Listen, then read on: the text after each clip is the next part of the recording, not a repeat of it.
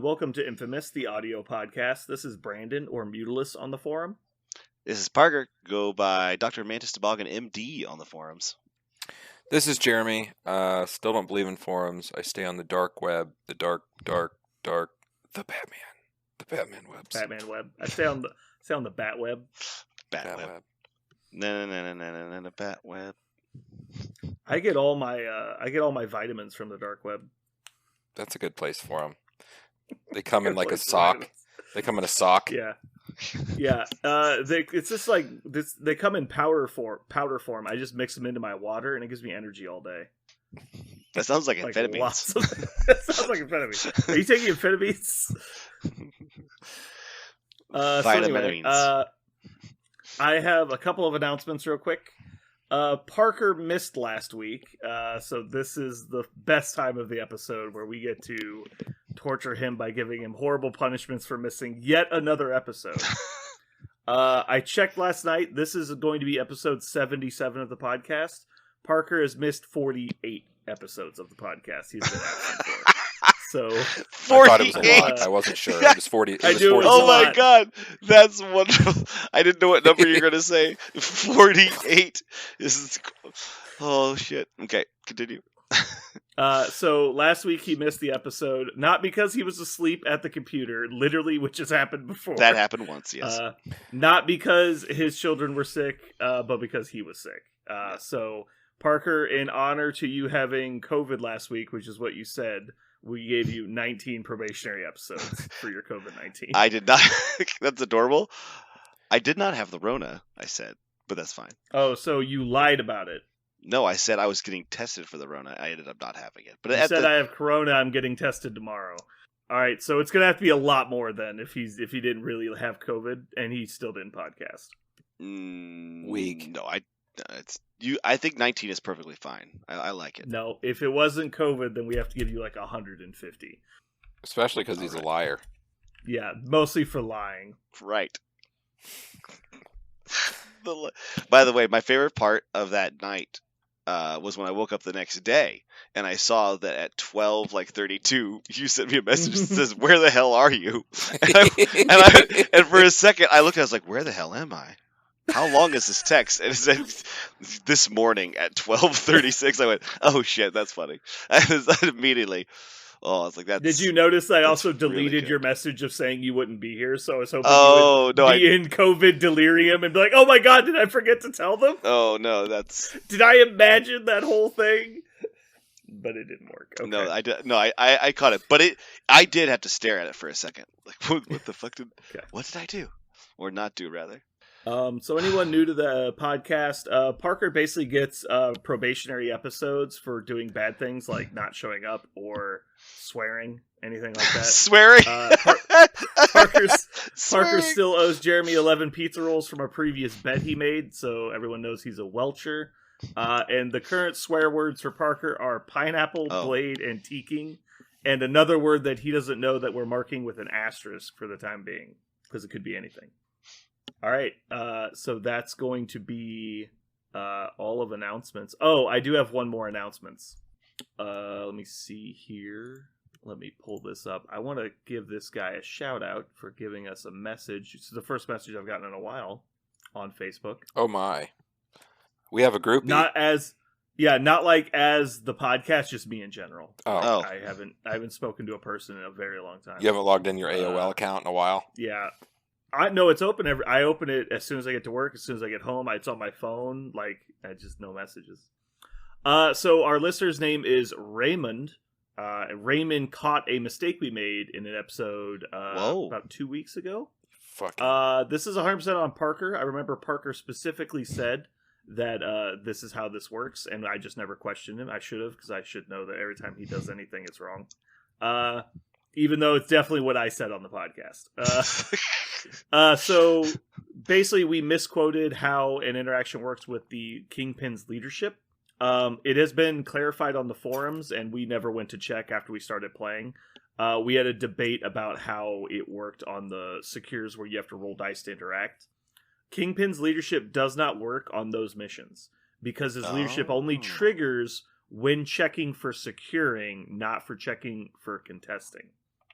Huh. So if you have a mission like deadly meteors mutate civilians, they don't count as 2 people for contesting. So your opponent is still allowed to roll their normal number they need. There you go. Wilson Fisk drops just another rung on the old ladder. Yeah, he's basically unplayable now. Yeah. In fact, no one should play criminals for any reason. That's why, because that. Yeah. Sounds like trash to me. All right. Parker, why don't you take us into News. News. In news, if you've got 3 hours and you are not playing Marvel Crisis Protocol, you can go see Batman. That is the news I got, because there's no Marvel Crisis Protocol news. Ooh.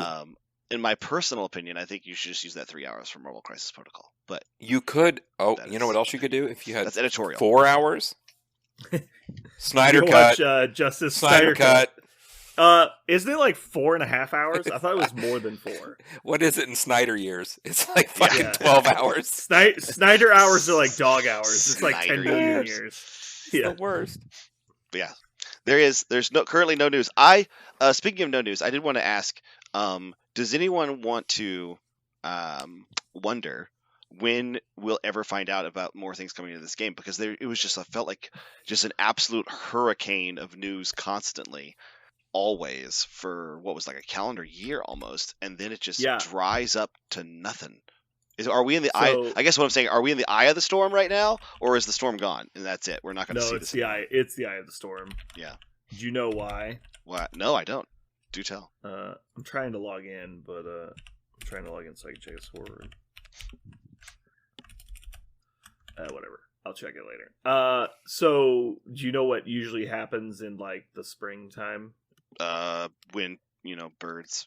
Baseball strikes. Nope. Oh, that's not important. Oh. Yeah, baseball strikes. that's a good call. No, it's the mini extravaganza. Oh. So they're saving all the news for the mini extravaganza that happens in like 2 months. I see. 2 months. Where they announced that finally Black Cat and Doc Voodoo will get fucking banned from the game. Just hard banned. Hard ban, and there's a penalty if you own them. You have to give them additional money if you bought them because you're a jackass. Also they're banned from You the could game. turn them in like guns at the police station. Yeah. Go to your local hobby shop, hand these in, you'll get $2. Yeah, but it's really a trap. It's like when Peter Griffin shows up at the police station. It's like, we got the boats in the back, and he's like, yeah, give me that boat, and they just arrest him. It's like, shit. Actually, that might have been a Simpsons It was thing. The Simpsons, because he goes, my boating arm! Yeah. I forget that Family Guy just ripped Simpsons off. Ooh, shots fired. So that's why we don't have news. We probably won't have news for like the next month. I did see the mini extravaganza, but I was like, this is like it was like a month and a half, 2 months, right? It's not soon. Yeah, I don't remember exactly. It's gonna be. I want to say like May. It's gonna be a while. Yeah, but it's okay because it comes out. It's going to happen the same week as Multiverse of Madness, and so that week is going to be busy. Yeah, I'm gonna have to see Multiverse of Madness 11 times, and then also watch the mini extravaganza streams. This is going to be insane. So, do you think there'll be no new models that come out? Because when is Daredevil and Fury? Isn't that April? Oh, okay. There's nothing in March. Nothing in March. Okay. Sad panda. Okay. And then they're going to be like, surprise, Fantastic Four, Doom, Celestials, Eternals, like also more X-Men somehow. Like it's gonna be crazy. Okay. All right. Well, I guess that's news then. That's news. Moving on to hobby projects. I have a very important hobby project coming up. I have to paint my shit, and this is gonna suck. Well, that's right, because you're going to Adepticon. Yeah. It must be painted. Mm-hmm. Yeah. Good luck with that. Mm-hmm. No, yeah, it's gonna be fun. It's gonna be all kinds of painting. Luckily, my Magneto and Quicksilver are already painted. Yep. I was going to say, but let's be honest though. One of your favorite things to do is like painting a marathon paint. Marathon paint a shitload of stuff before a con. There is something about that you love because you really enjoy what the word is? You enjoy not the competition, but challenge. the challenge. That's the challenge, word. Yeah. I painted 154 points of Khador in 3 days in Mark II points. Yeah. It was 3 complete armies painted in 3 days. I literally did not sleep for 3 days. I did nothing but paint. Man, I got home from work. I painted until I had to go to work. Went to work, drove home, painted until I had to go to work. Got off work, painted for 30 hours straight. Jeremy picked me up and drove me to Adepticon, and I died in the car. Wow. But you played painted stuff at Adepticon. I did. I got it painted. And it'll be cool because you'll just be playing mirror match after mirror match. I mean, there's a small chance of that. Ugh. Because they're playing the greatest faction ever. I mean, the Brotherhood of Mutants is definitely the greatest single affiliation in all correction, of it's been renamed to Juggernaut's Brotherhood of Mutants. Yeah, Juggernaut, the factioning. Yeah. Juggernaut's good, but he's just the new shiny. People will get over him pretty soon. I don't think so. I do want to talk about this a little bit. I guess let's move into currently playing, since that's what we're talking about now. Yeah, I can tell you what everyone's currently fucking playing. Currently playing, everyone's playing Juggernaut. So the thing I've been noticing is I don't think it is his ability that he's hard to be controlled. I don't think it's the fact that he hits really hard. I don't think it's the fact that he's hard to kill. I don't even think it's the fact of all those things put together, right? Like, I don't even think that's the problem, because honestly, Ghost Rider does a lot of that stuff. MODOK did all of that stuff. It's that he's mobile. That's the thing people aren't used to yet. You try to play against him in the same way that you play against these other models, and it doesn't work because the distance between points is irrelevant to him. He's so much faster than we thought he was going to be because he generates so much power. I think that's really the issue. It's all that stuff, and he's incredibly mobile. Because when Ghost Rider has to spend to move long, he feels it. He really feels it.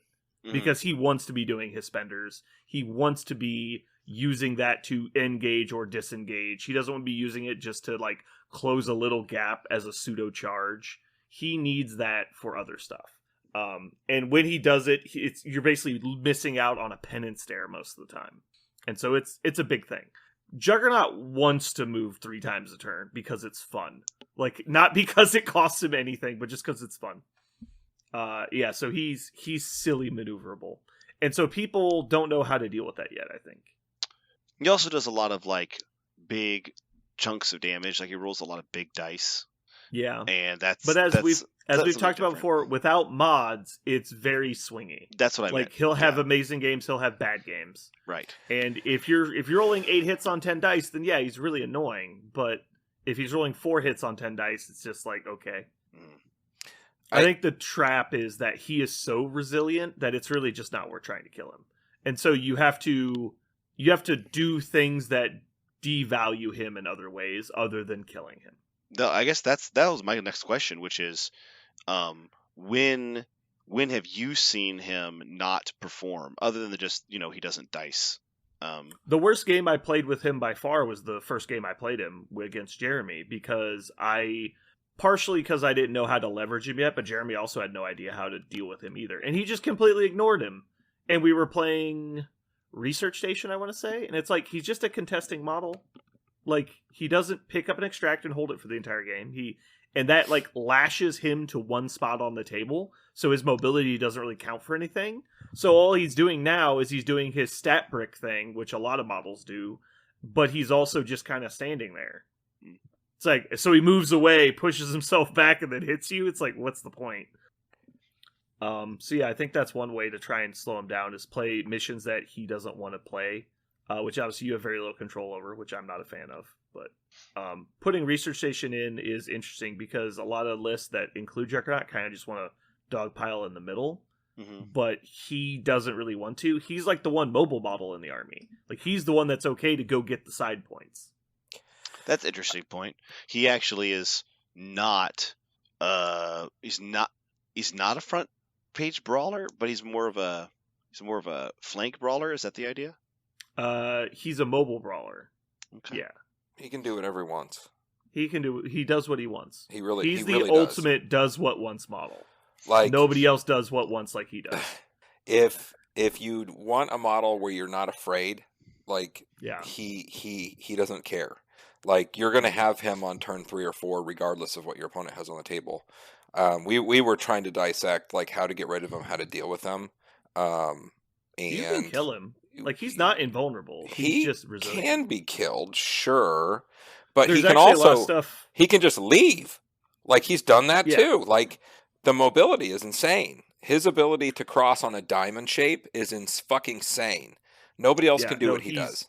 He can get from one point to any other point on the table in one turn, and it's not hard. And people don't understand that yet. So they'll position and go, okay, I'm safe here. You're not safe there. I will kill you. Like, he's going to cross the space and get to you, and there's nothing you can do about it. So instead of trying to deal with it, I think a lot of the plan is going to be leverage your stuff against the rest of your opponent's list and make Juggernaut do literally everything. Because he only gets one attack a turn. Mm-hmm. If he's doing more than one attack, he's just a regular person. Yeah, he's not. He doesn't do much as that. But right. It's like everyone can roll 2 5-dice strikes. He's not doing anything special. And he's not doing that. How weird is it? And I mean, I've only realized this like just now, but Indomitable got released the same time as his card. Like, if those weren't released together, do you know how fucked everybody would be? It's his Do You Know Who I Am? Yeah. Is a very good card. If there wasn't a counter for that, because there wasn't before Indomitable came out, there was no counter. Yeah. And I don't think people are used to playing against Indomitable yet. Like, a lot of people are triggering their abilities at the wrong times because Indomitable is live, and they could do it in a different way to make it not live. But yeah, it's definitely important. I think that was a calculated measure. I don't think they wanted to release Do You Know Who I Am without Indomitable being in the meta. I'm kind of along the lines with Jake at this point, though. I think it needs to be restricted. Indomitable? Yeah. Now, see, I've been playing it a bunch. I have not wanted to put it down yet. That's a matchup thing, though. Like, some matchups, it's not important. But I'm just trying to think of it like if you're doing a scenario race list, and you have... Because Indomitable isn't Brace, right? Brace stops damage. Indomitable prevents the damage and prevents the move. So it's stopping you from being controlled off of points. That is incredibly powerful. It's definitely more important than Brace. And if they wanted to take Brace off the restricted and put Indomitable on the restricted list, I think that would be fine. I'm not... Like, throw damage needs to be checked. Like, it's very strong if unchecked. So putting resistance to throw damage in lists needs to be a thing you can do. But I think Indomitable needs to have the value of what it is. And I'm not worried about people playing Brace and Indomitable. I'm not worried about that. It's specifically like Bitter Rivals and Field Dressing and Medpack, those cards on top of it. Because if you have access to, as criminals, theoretically, you have access to Climbing Gear, Medpack, Field Dressing, Indomitable, and what was the other one I was thinking? Crap. Let me start over. Climbing Gear, Indomitable, so the 2 anti-control cards. Field Dressing, and or Medpack, either one. And then I think Bitter Rivals is also very, very strong with them. And you still have a slot left for like Shadow Organization. I think that's very hard to play against. Well, they can just dig in, and there's very few things you can do about it unless you build a list that just directly counters them. Like, you put in every single control piece that you can, and you just play the control game, which isn't fun, I think, for either player. Of course, I think the hard control list is probably the best list, so that's my opinion. Well, I've played Juggernaut now, like, against him 7 times in a row. Like, in a row. It's really annoying, because it's the same style of game, regardless of what faction it is. Because trying to work your way around Juggernaut, mobility / getting punched with 10-die attacks, like, it's tough. Like, those are tough to deal with. Yeah. If we want to just talk about like ways to deal with Juggernaut, if you want to kill him, I would recommend a way to get him incinerated, or some other minus defense effect. You want to hit him with a very valuable high damage energy attack. I would suggest Ricochet Blast. Ricochet Blast is amazing at it because it's going to be a 9-die rerolls. You can also do Helios Laser. So the Iron Man basically is probably his best direct counter right now. And he was actually in the meta before Juggernaut came out. I don't know where he is now. Yeah, Iron Man can push him on wilds, right? Yeah. Not that yes. that matters that much. It doesn't really matter. Right. Mm-hmm. Yeah, Iron Man's a good solve. I like that. Doctor Strange is Sorcerer Supreme. Well, I guess Convocation in general is fun with Juggernaut, and then against Juggernaut, Doctor Strange 1 is actually really good against him because all of your mystic attacks that do push and do stuff like that, you can just change to energy, and so he's not getting his full resistance, and he doesn't get his helmet rule against it. But with Convocation, I was talking about this at the shop. You do the card, the Ironbound books that make everything mystic. Mm-hmm. And so it's his highest resistance, and he gets to ignore all crowd control effects while Mystic is up. And then you can just keep replaying it. And so he's a 5 defense model that has damage reduction and is basically immune to movement effects. It's pretty cute. Yeah, Juggernaut seems really strong in a lot of places. Yeah, it also gives them their I'm not scared model that they've kind of been looking for. Right. That they can just jam into the middle of the table and say, I don't give a fuck. Yeah, that's actually I've been looking at Convocation recently, and one of the things I've been staring at is, New Strange seems great, but I don't know if you need him in Convocation. Like, you don't. No, he's just good. Yeah. Like, Convocation can do a lot of the stuff he does without him, and probably better, just because it's more models instead of being on just him. I could have told you 2 years ago, as soon as Juggernaut got made, he was going to be the most popular model in the game because everyone loves Juggernaut. And then he's actually good, which is just compounding that. Just like when Magneto came out, when Parker started, every table was Magneto for 2 months because everyone wants to play it. Mm-hmm. And so that will go away. I kind of expected to see that with Hulkbuster, but I did not. I have not seen him on the table yet. Yeah, Juggernaut came out like 2 weeks later. Yeah, I think it's so interesting. It's so interesting that Hulkbuster really just disappeared instantly, or rather never really appeared. It's so. I think it just has to do with our meta too. Like, we just don't. Yeah. We're not playing it. Like, if someone came and started playing it, like legitimately playing it and showing you what hit and run can do with the thing that pushes, it's real stupid. I'm pretty excited to actually get him on the table. I'm just having fun with Brotherhood. Yeah, so and there's just so many new toys. There's no drive for it. Yeah. There's lots of new toys and fun stuff. And I mean, shit. Like, I'm diving into Midnight Suns. I haven't touched it, and I haven't really seen much of it, but they've been out for a long time. Like, there's just so many things. Speaking of Midnight Suns, Jeremy, do you want to talk about what you played specifically, or is it just Midnight Suns? Midnight Suns with a splash.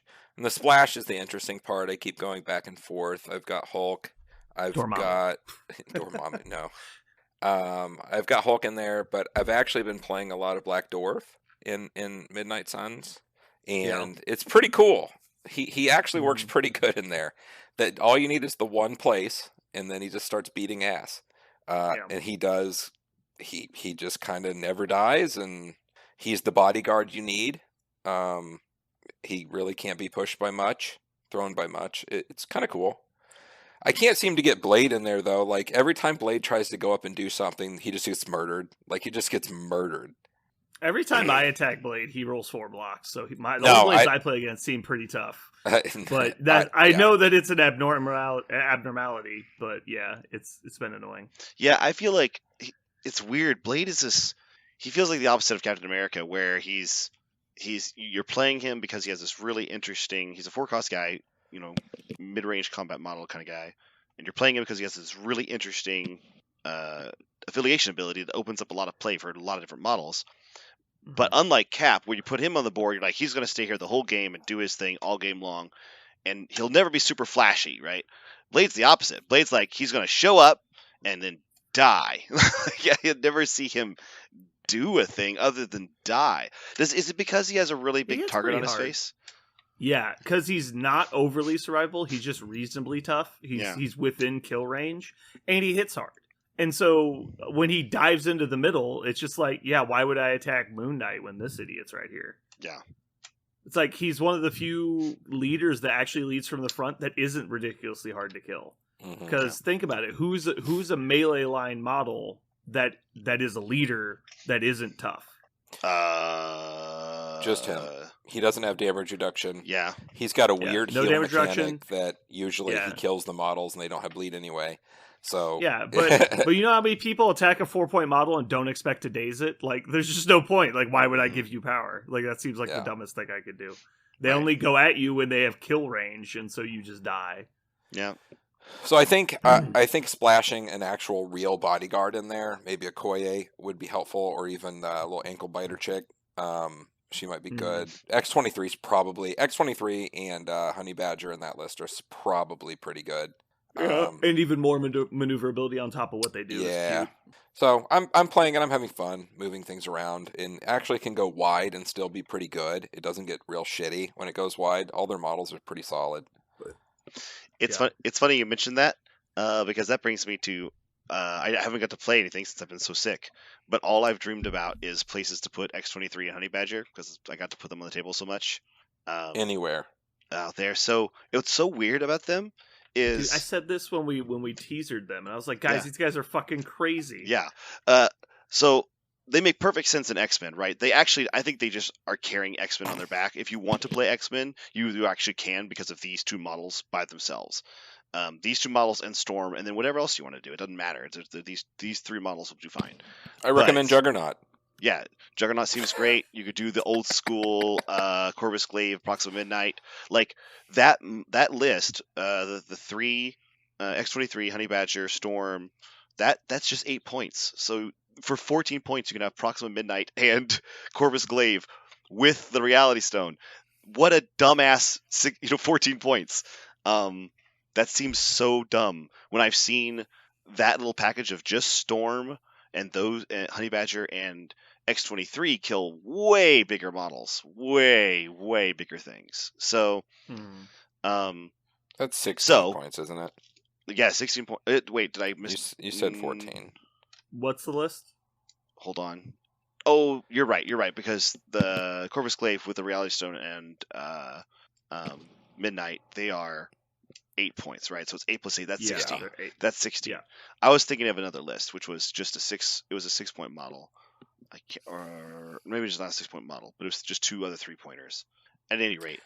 Well, I think that the value of adding Proxima has gone down a lot too. So like you can just put Corvus in, right? It's fine. Oh no, that's the other math I was looking at with pick 3 Avengers, one of them being Captain Sam, and then 2 others that you want to play because of the scenario. Usually it's Luke and Iron Man, but you play 3 3-point Avengers and then X-23 and Honey Badger, and you're going to get so much work out of them in that list. Okay, so this is just because you're saying it on like sword base specifically. Yeah, just like 14. Yeah, it's at something at 14 points. If you look at 14 points. I think I asked you this question a couple weeks ago.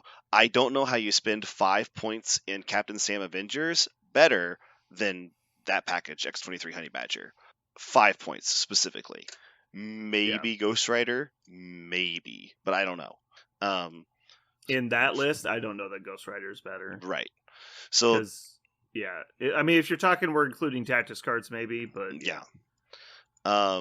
The other just do both. That's only 10 points. Right. Like it's they're so cheap for the amount of stuff they do. So when I was looking at X-23 and breaking it down, and you guys pointed out the fact that her attacks are so premium. 5 dice bleed and pierce on wild with a reroll, and then her spinder's a 6 dice pierce with a reroll.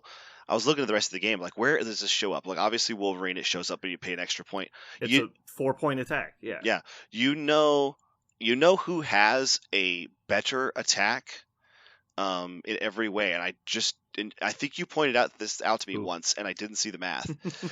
Proxima Midnight. It's actually Black Bolt. Because his is almost exactly the same attack. It's range 4, energy, but it's the same otherwise. A reroll with 5 dice and pierce on a wild. And so, like, wow, and he could even buff it himself if he has 2 power. I was like looking at it, I was like, wow, that seems pretty cool. Why then is Black Bolt bad? Well, he's 5 points, right? And Honey Badger gets to do this for 6 points, and she's highly mobile by herself, so she doesn't need any help to do this stuff. Where Black Bolt needs help. But then I thought, what would happen if you put Honey Badger and X-23 in Inhumans? And that actually is totally fine. Like there's nothing. You want to talk about something probably dumb as shit? Is Lockjaw with last minute save and Honey Badger X23, because you've got to kill Honey Badger first, and then when you do finally kill her, she'll probably, you can spend 2 tactics cards to make her survive. One is the exceptional healing, and then last minute save. But when you last minute save her back, and then you finally attack Laura, then she moves back towards you with 1 health left. It's just, it would be super annoying. And that I don't think it's as good, because I get the combo and it seems cute, but I don't think it works, because the last minute save is only on KO, and mainly that at that point in the game it's not going to matter. Like, it's not going to be super important, I think, at that point in the game. What I found with Honey Badger so far, and maybe it's just the early games and somebody will not fall for this, is that Honey Badger has a giant X on her face. Like, people feel like they need to kill her super fast, and they're probably right. So giving her the ability to survive 1 extra attack is so much more than she's going to do otherwise. But I don't know if it's worth playing Lockjaw, because you're spending 3 points in a support model to make that, and a tactics card. I don't know if it's worth all that cost. But if you're playing Lockjaw anyway for some reason, I'm just saying that the more I put X23 and Honey Badger in other affiliations, I couldn't find a place where they weren't doing something that took advantage of something they do. There were so few places that I was like, no, this really doesn't benefit them at all. And like Black Order was one of the ones, kind of. I was like, I don't know if they're getting anything out of this really, but that's where you had to go to find something that Honey Badger and X23 weren't an awesome drop in. So I'm gonna keep playing them in different stuff right now until obviously they're very, very good. Yeah.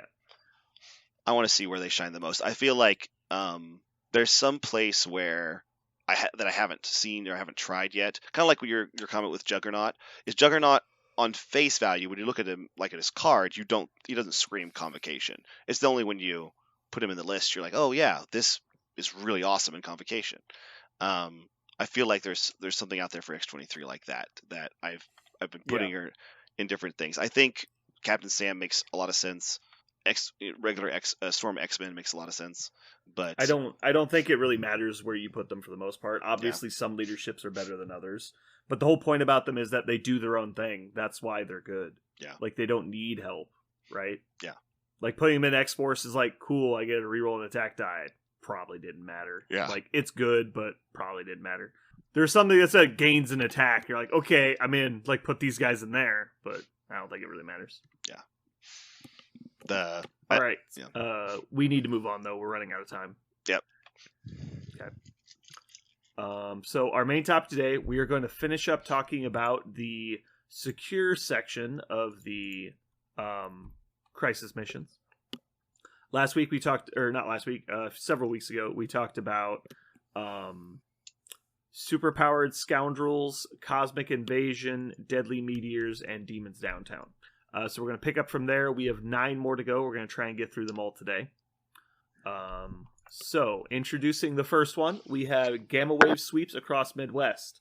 This has been a hugely popular mission. It came out right after the core set dropped in Wave 1.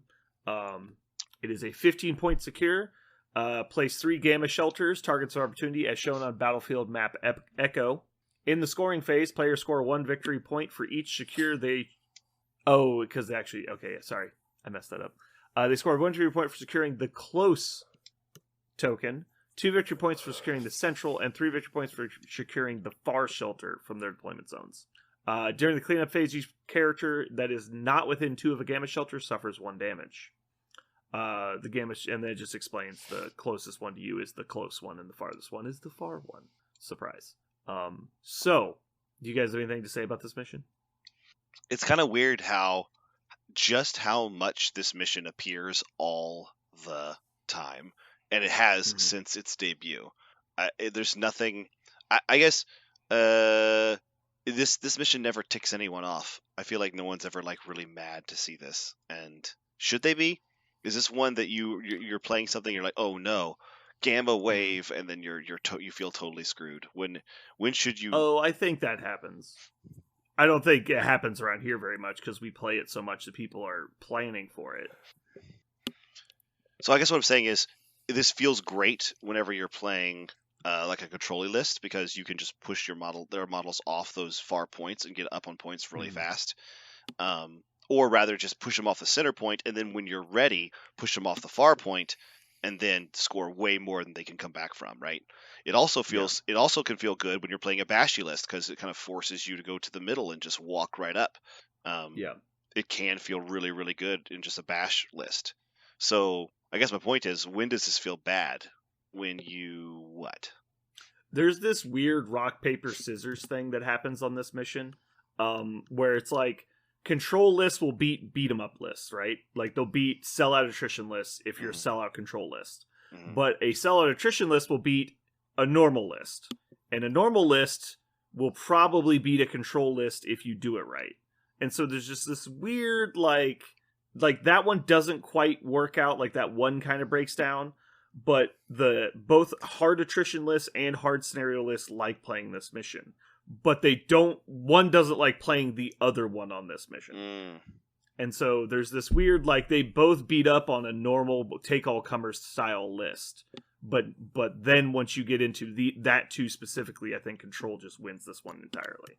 So I think anyone playing a normal list, like what we consider to be like very like generic and isn't selling out for scenario or attrition, it's kind of like a take-all-covers generalist style, doesn't like playing Gamma Wave. Because anything that's not doing the exact same thing they lose to. Okay. That's how I've viewed this one. I think that makes perfect sense. That jives with my play under, like what I've played before. Because normally I'm playing sellout attrition lists, and I feel really good about this one until I played exactly Web Warriors at 14 points, and then I was like, oh, there's no way I could. I was so underprepared for this. But every other time I played it, I felt totally fine. I felt like it was very fair. And even the attrition versus control matchup, the attrition player has a game. It's not like an auto loss, but it's a hard game. That's true, because in that particular game I couldn't also flip anyone until turn 3, so that was a big problem. But Jeremy, do you have thoughts on this one? Just that I think a lot of these type of games, tabletop games, struggle with like, how do we create a fight in the middle, or how do we make sure that models fight? This is a perfect scenario for that. Like, if you are trying to fight really hard and go really far, and you do an extreme thing, you can get a shitload of points. So like, it's really cool. The only thing that doesn't work like that is criminals, but they're really the exception. Everyone else has to fight. It's a 1-to-1 relationship, and if you get less than one, you're out on that point. Yeah, I think this is a fun mission for exactly that reason. It forces engagement. This is not a sit back and wait mission. You have to go 100% speed 100% of the game. You cannot just sit back and see what happens. And this is a very tactical mission. So even in an attrition style list, you have to be very cautious not to like overcommit to one place. And so I like it because it creates a lot of thinking situations, even if you're just trying to kill each other. Yep, it's a good one. But if the two people just want to kill each other, this is a fun mission for that too. So yeah, be careful. You don't want to be playing this unless you're either really good at attrition or really good at scenario play. And probably you want to lean towards just if you're playing a control style list. Oh, I will also give one bit of warning is don't be bullied on this list. This is the kind of list that if you're scared to go to the middle because your opponent has a boogeyman, you'll just lose. That's how you auto lose. That is how I lost once, thinking like, oh, I'm playing an E. This is E, right? E scenario. I'll just go ahead and let him have that middle point for 2 turns because I really don't want to engage that really big model. And then it was over. That was actually where I lost. Yeah. I was like, oh crud!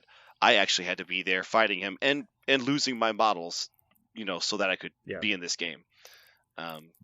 Yeah, sometimes you have to pay the price of hit points to get control points or to deny control points. Right. Yeah, you just gotta let them beat up your guys. There's nothing you can do about it. Right.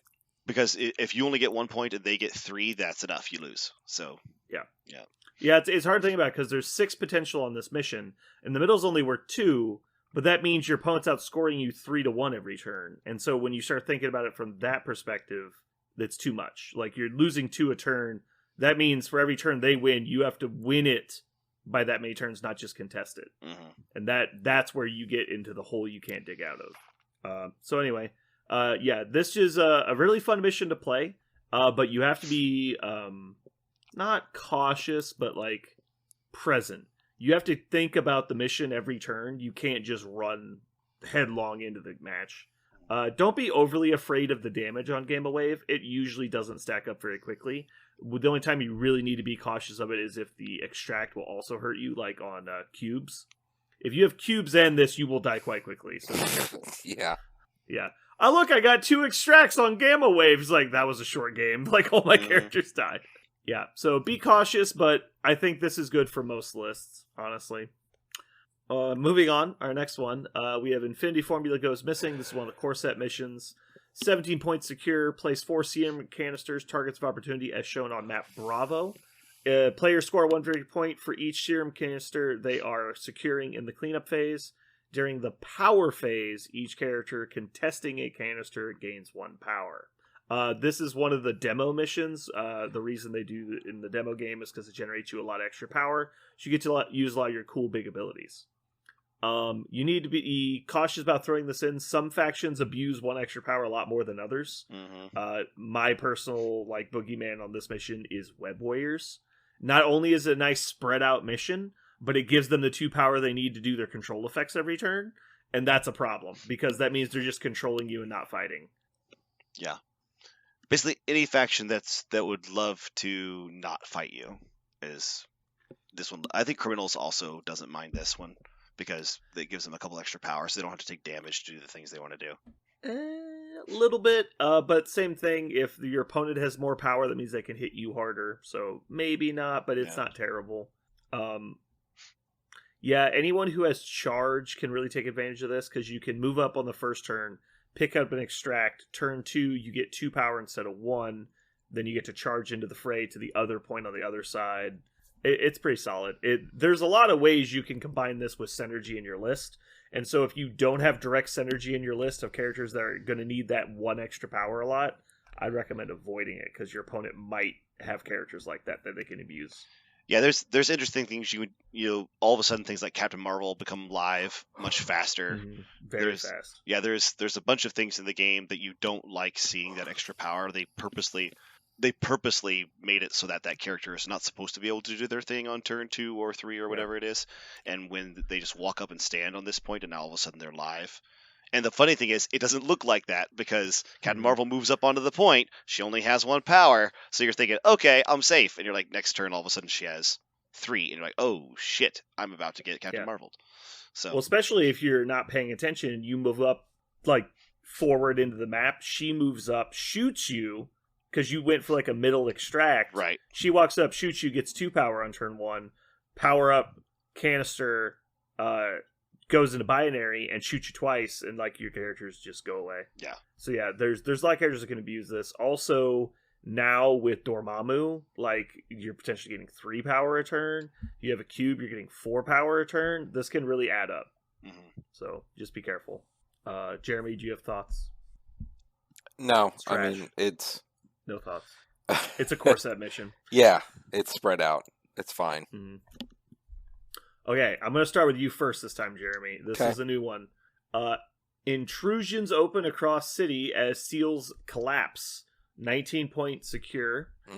Place 3 dark portal tokens, targets of opportunity, as indicated on map Charlie. Players score 1 victory point each turn for each dark portal they are securing. Interact. This character drops all objective tokens they are holding, if any. Roll a die on a non-skull, non-blank. So it's crit, wild, hit, blank, or hit, block. Place this character within 1 of another dark portal. Otherwise, your opponent places this character within 1 of another dark portal. After being placed, this character suffers 1 damage. Jeremy, hit me with some knowledge. This is the most fucking fighty of all the blues. Yeah. Every model can be anywhere all the time.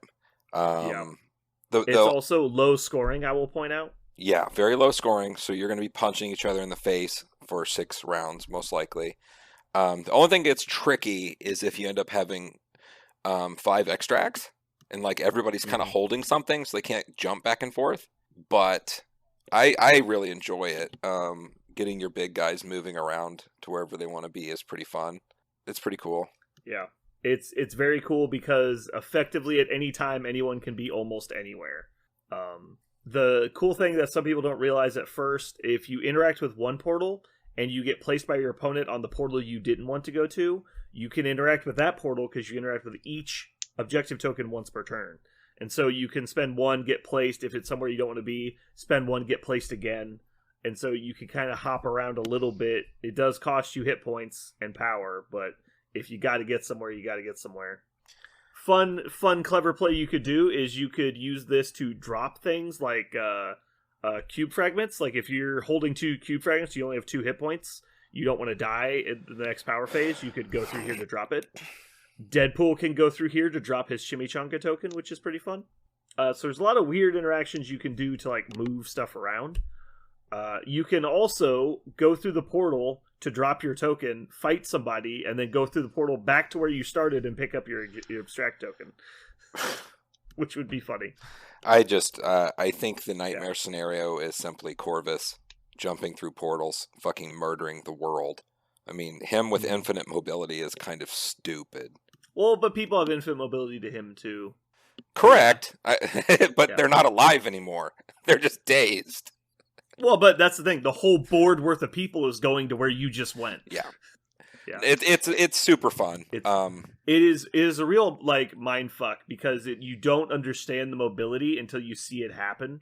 Where it's just like everyone's leapfrogging all over the table. The board state's constantly changing. It's really hard to plan more than like 1 or 2 actions ahead. Yep, you just have to assume everybody can get everywhere.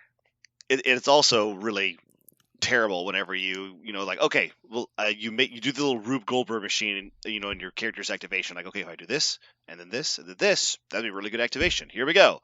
Roll a dice, don't get it. Okay. Yeah. Shit. Huh. And then they put you somewhere else. Dropped my objective token, took a damage, and got put somewhere I didn't want to be. Yeah. Cool. Okay. Also, I want to point out, anyone who's used Pentagrams of Farley or seen it used to good effect, that's the level of more mobility we're talking about here. It's actually more so because there's 3 tokens. And there's a lot more randomness added to it and negatives, but you can also combine it with the pentagrams. Oh. And so you could, for example, put Doctor Strange in the middle, drop a token where he is, and drop the other token next to one of the other portals. And then you can start teleporting multiple times from multiple different effects, and it gets real crazy. Yeah. Oh, and don't let people forget that they drop tokens when they go through it, because that is something that's really common. It really commonly happens. It's up to you to decide if you want to be a dick about it, because I usually, in my personal experience, I go, did you really want to do that? Because you just dropped your token. Because then people go, oh, as shit. soon as they spend the power, I think they drop the tokens. I don't think there's the take-backs on interacting. But yeah, it's one of those things that you go, oh shit, do I make them lose the game because they took a portal? Mm-hmm. I think as long as they haven't rolled the die yet, it's probably fine if you let them take it back. But yeah. Cool. So what would you guys say for this mission? Who wants to play this? Only attrition people, because it is the lowest scoring secure. Yeah, 3 points is the lowest you can possibly score, and it hurts you. Like it nickel and dime your opponent. So I mean, it's really good for fighting. Yeah, I was going to say anybody like X-Force would really like this because they have so many healers automatically, but also factions that are all automatically going to do little pingy damage to you all the time, like Spider Foes. Yeah, Spider Foes is always going to enjoy this. Also, Spider Foes is kind of a sedentary faction. They kind of move and then sit still, but this allows them to get some mobility while they're going around doing their thing. And a lot of them heal also when they attack and hurt things. So it's like they're a bunch of faction. Any faction that has a limited health pool that goes down slowly, and that health pool is protected by dice. Things like Spider, like Web Warriors, don't like this as much because they're not going to be able to score a ton, and they're going to be losing health. I cannot believe you haven't said the most obvious one yet. That doesn't like it? No, that does like it. Oh. Would it X-Force! What? X-Force. I said X-Force first. I said X-Force. Oh, I didn't hear you say it for some reason. No. Yeah, no, I said X-Force. Okay. I said X-Force because they have 19 points. Yeah. It's 19 points. All your guys heal. They need extra mobility to get into melee. It's so perfect for X-Force. Right. Yeah, X-Force. 19 points is good. Yeah, X-Force. Sabretooth and Wizardry go together. You need to learn this. Yeah, Montesi and Incursions would be perfect for Sabretooth. Yeah. In fact, it's kind of interesting. Any faction that already has mobility probably doesn't like it as much because you just don't need it. Like it's giving your opponent more mobility, which is canceling out your bonus. Right. So like Midnight Suns, Storm X-Men are just going to get not as much because, like you said, your opponents, it's like a level playing field. What advantage do you have? But yeah, I think it's a super fun mission. I think a lot of people should be playing it if you're not already. So moving on, our next mission up is Mayor Fisk vows to find missing witnesses. 16 points secure. Place 2 witness tokens, civilians, on the points near the board edges as shown on map Charlie. So it's a normal C deployment, but there's no middle point. Players score 2 victory points for each witness they are securing during the cleanup phase. Also, during the cleanup phase, each of the witnesses may flee. Starting with the player with priority, each player places all witness tokens secured by their opponent within 2 of their current location. Each token may be placed only once this round. Each character within 1 of a witness token suffers 1 damage and gains stun. This has been clarified that it only works, this ability only triggers if the token was actually secured, and so it doesn't happen automatically every turn if you're just standing there contesting it. Someone actually has to score the token for this to trigger. So, there's another mission that's very similar to this that we'll talk about later. This is what I think is one of the best for hard all-in scenario play, because there's fewer tokens to try and win, and factions like Web Warriors and Criminals can sell out very hard to win a point, and it's almost impossible to stop them. What is your guys' opinion on that? I think it's about it's interesting because you also have to take, if you're scoring it, then if you are selling out, you probably have more than one character there, and then your opponent who's playing an attrition list can just do 1 splash damage to everybody who's standing there. I like to see this with Criminals more because they typically have much deeper health pools. Kingpin himself can just ignore the damage. It's not as important, I think, for them to deal with. I think Web Warriors would not like it as much because their health pools are a little bit lower. They don't like being stunned because they really need power to do all the stuff they want. So I think for Criminals, I think Criminals do like it, but I think Web Warriors would they could potentially score a lot of victory points, so they might just win, right? They might just race, but the negative side of it might also kick them in the butt. I'm not sure. I actually disagree with that, because I think what actually happens is the Web Warriors just control all your models off the point and put 1 guy on it. They're not standing there in a clump trying to outnumber you, right? That's not what Web Warriors do. Right. And so they're probably maybe putting like Venom in there or somebody, and then everyone else is just playing keep away and dragging everyone off the point. And if there was 2 people that you had close enough together that they drop the token on them and they deal the damage and stun them, I would say that's actually kind of a loss for your opponent, because if they're moving the token towards me, they're not realizing the point of this mission. And so, yeah, doing the 2 free damage is cute, but it really doesn't matter in the long run unless they're going to die from it. Because I'll just get the advantage yet again, because once again, your models have to move to come over here while I'm trying to prevent that from happening. So, when you said they go all in on one side, what prevents your opponent from tying you in victory points through the game? No, I'm saying they don't go in on one. I'm saying you split your army into 2 pods and you just play these. Like you like, if we split our forces evenly, like I can do that. As where if I'm trying to control 4 separate points at once and my opponent decides to overload one side, it's hard to respond to that. I see. You can, it just takes a while. Like you have to move some resources around. As we're on this, your opponent has to telegraph if they're going hard one side or the other, because you're having to cross the entire table. I also see that in something like this, if your opponent says, okay, I'm going to send every one of my models to one side to just tie, then you also have to be willing to ignore the red scenario, right? Because if the red scenario has 2 points on that other side, well, like, nobody's picking those up.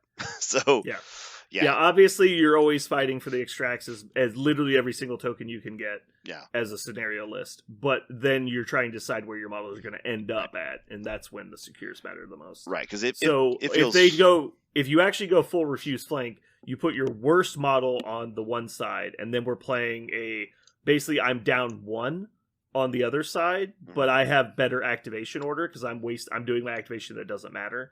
So I'm probably going last on the side that matters, this is exactly why Hired Muscle got banned. This is why Hired Muscle got banned. It wasn't for fucking, Scrolls Infiltrate or whatever. Like, this was why. Because for 1 power at the end of a turn, you could store 2 victory points, which was 2 victory points that were going to go towards your opponent. So it was a 4-point victory point swing for 1 power in a tactic slot. Yeah, this one is, you don't have to be. Also, another thing is you don't have to be a hard control list like a Spider Folks or Criminals. You could play like a control-y version of Avengers or a control-y version of Cabal or something like that, and also feel really good about this. So, yeah, that's just the 2 most obvious choices. That's why we bring them up so much. Yeah, there's a lot of people that can play really well on this. Any good board presence affiliations.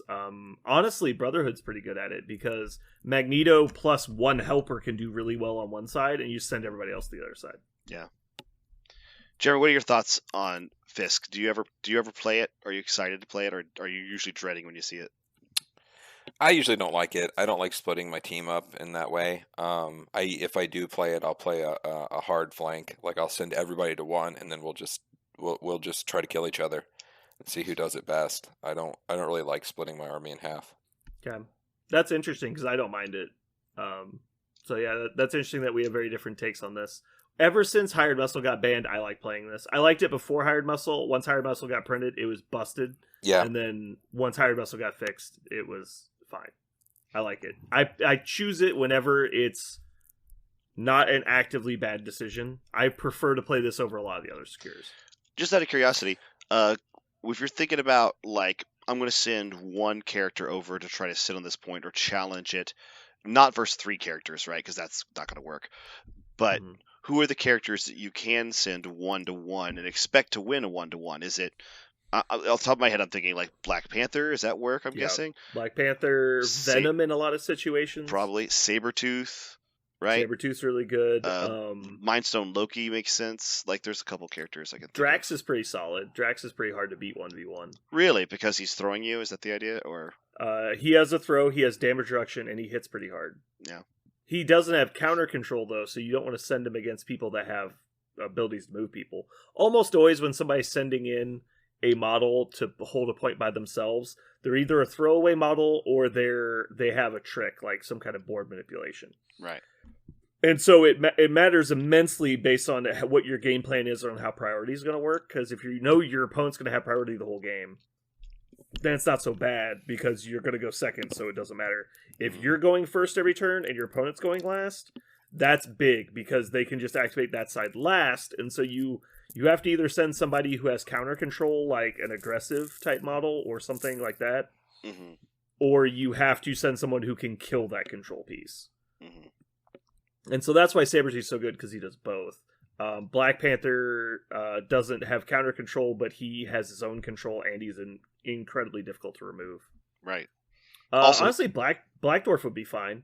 There's very few things that can move Black Dwarf, and he has his own control effect, and he hits hard, and he's impossible to kill. Makes sense. But that's, again, a 4-point investment. It looks like I'm kind of sensing a trend. A lot of the best for premium models, you're usually spending about 4 points. I was trying to think of a 3-pointer that doesn't mind being there. I think Punisher's pretty good. Valkyrie's pretty good. Yeah, Valkyrie used to be amazing. She's just good now. What about does Mysterio do okay? Maybe Mysterio's fine.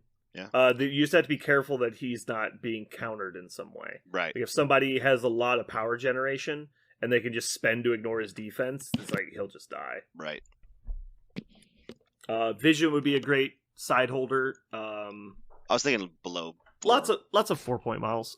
You wouldn't want to do someone like Bob because Bob's just going to get dazed every turn and not do anything. Right. You'd want to send Bob if they weren't contesting it. If they were attempting to contest it, Bob's then terrible. I do Toad a lot because Toad's just annoying enough to like piss people off, and so they usually end up like either making a mistake or just like overcommitting to him. So that's kind of fun. The best parts of doing someone like Black Panther, though, is they could, if the situation changed, he could cross the board very quickly.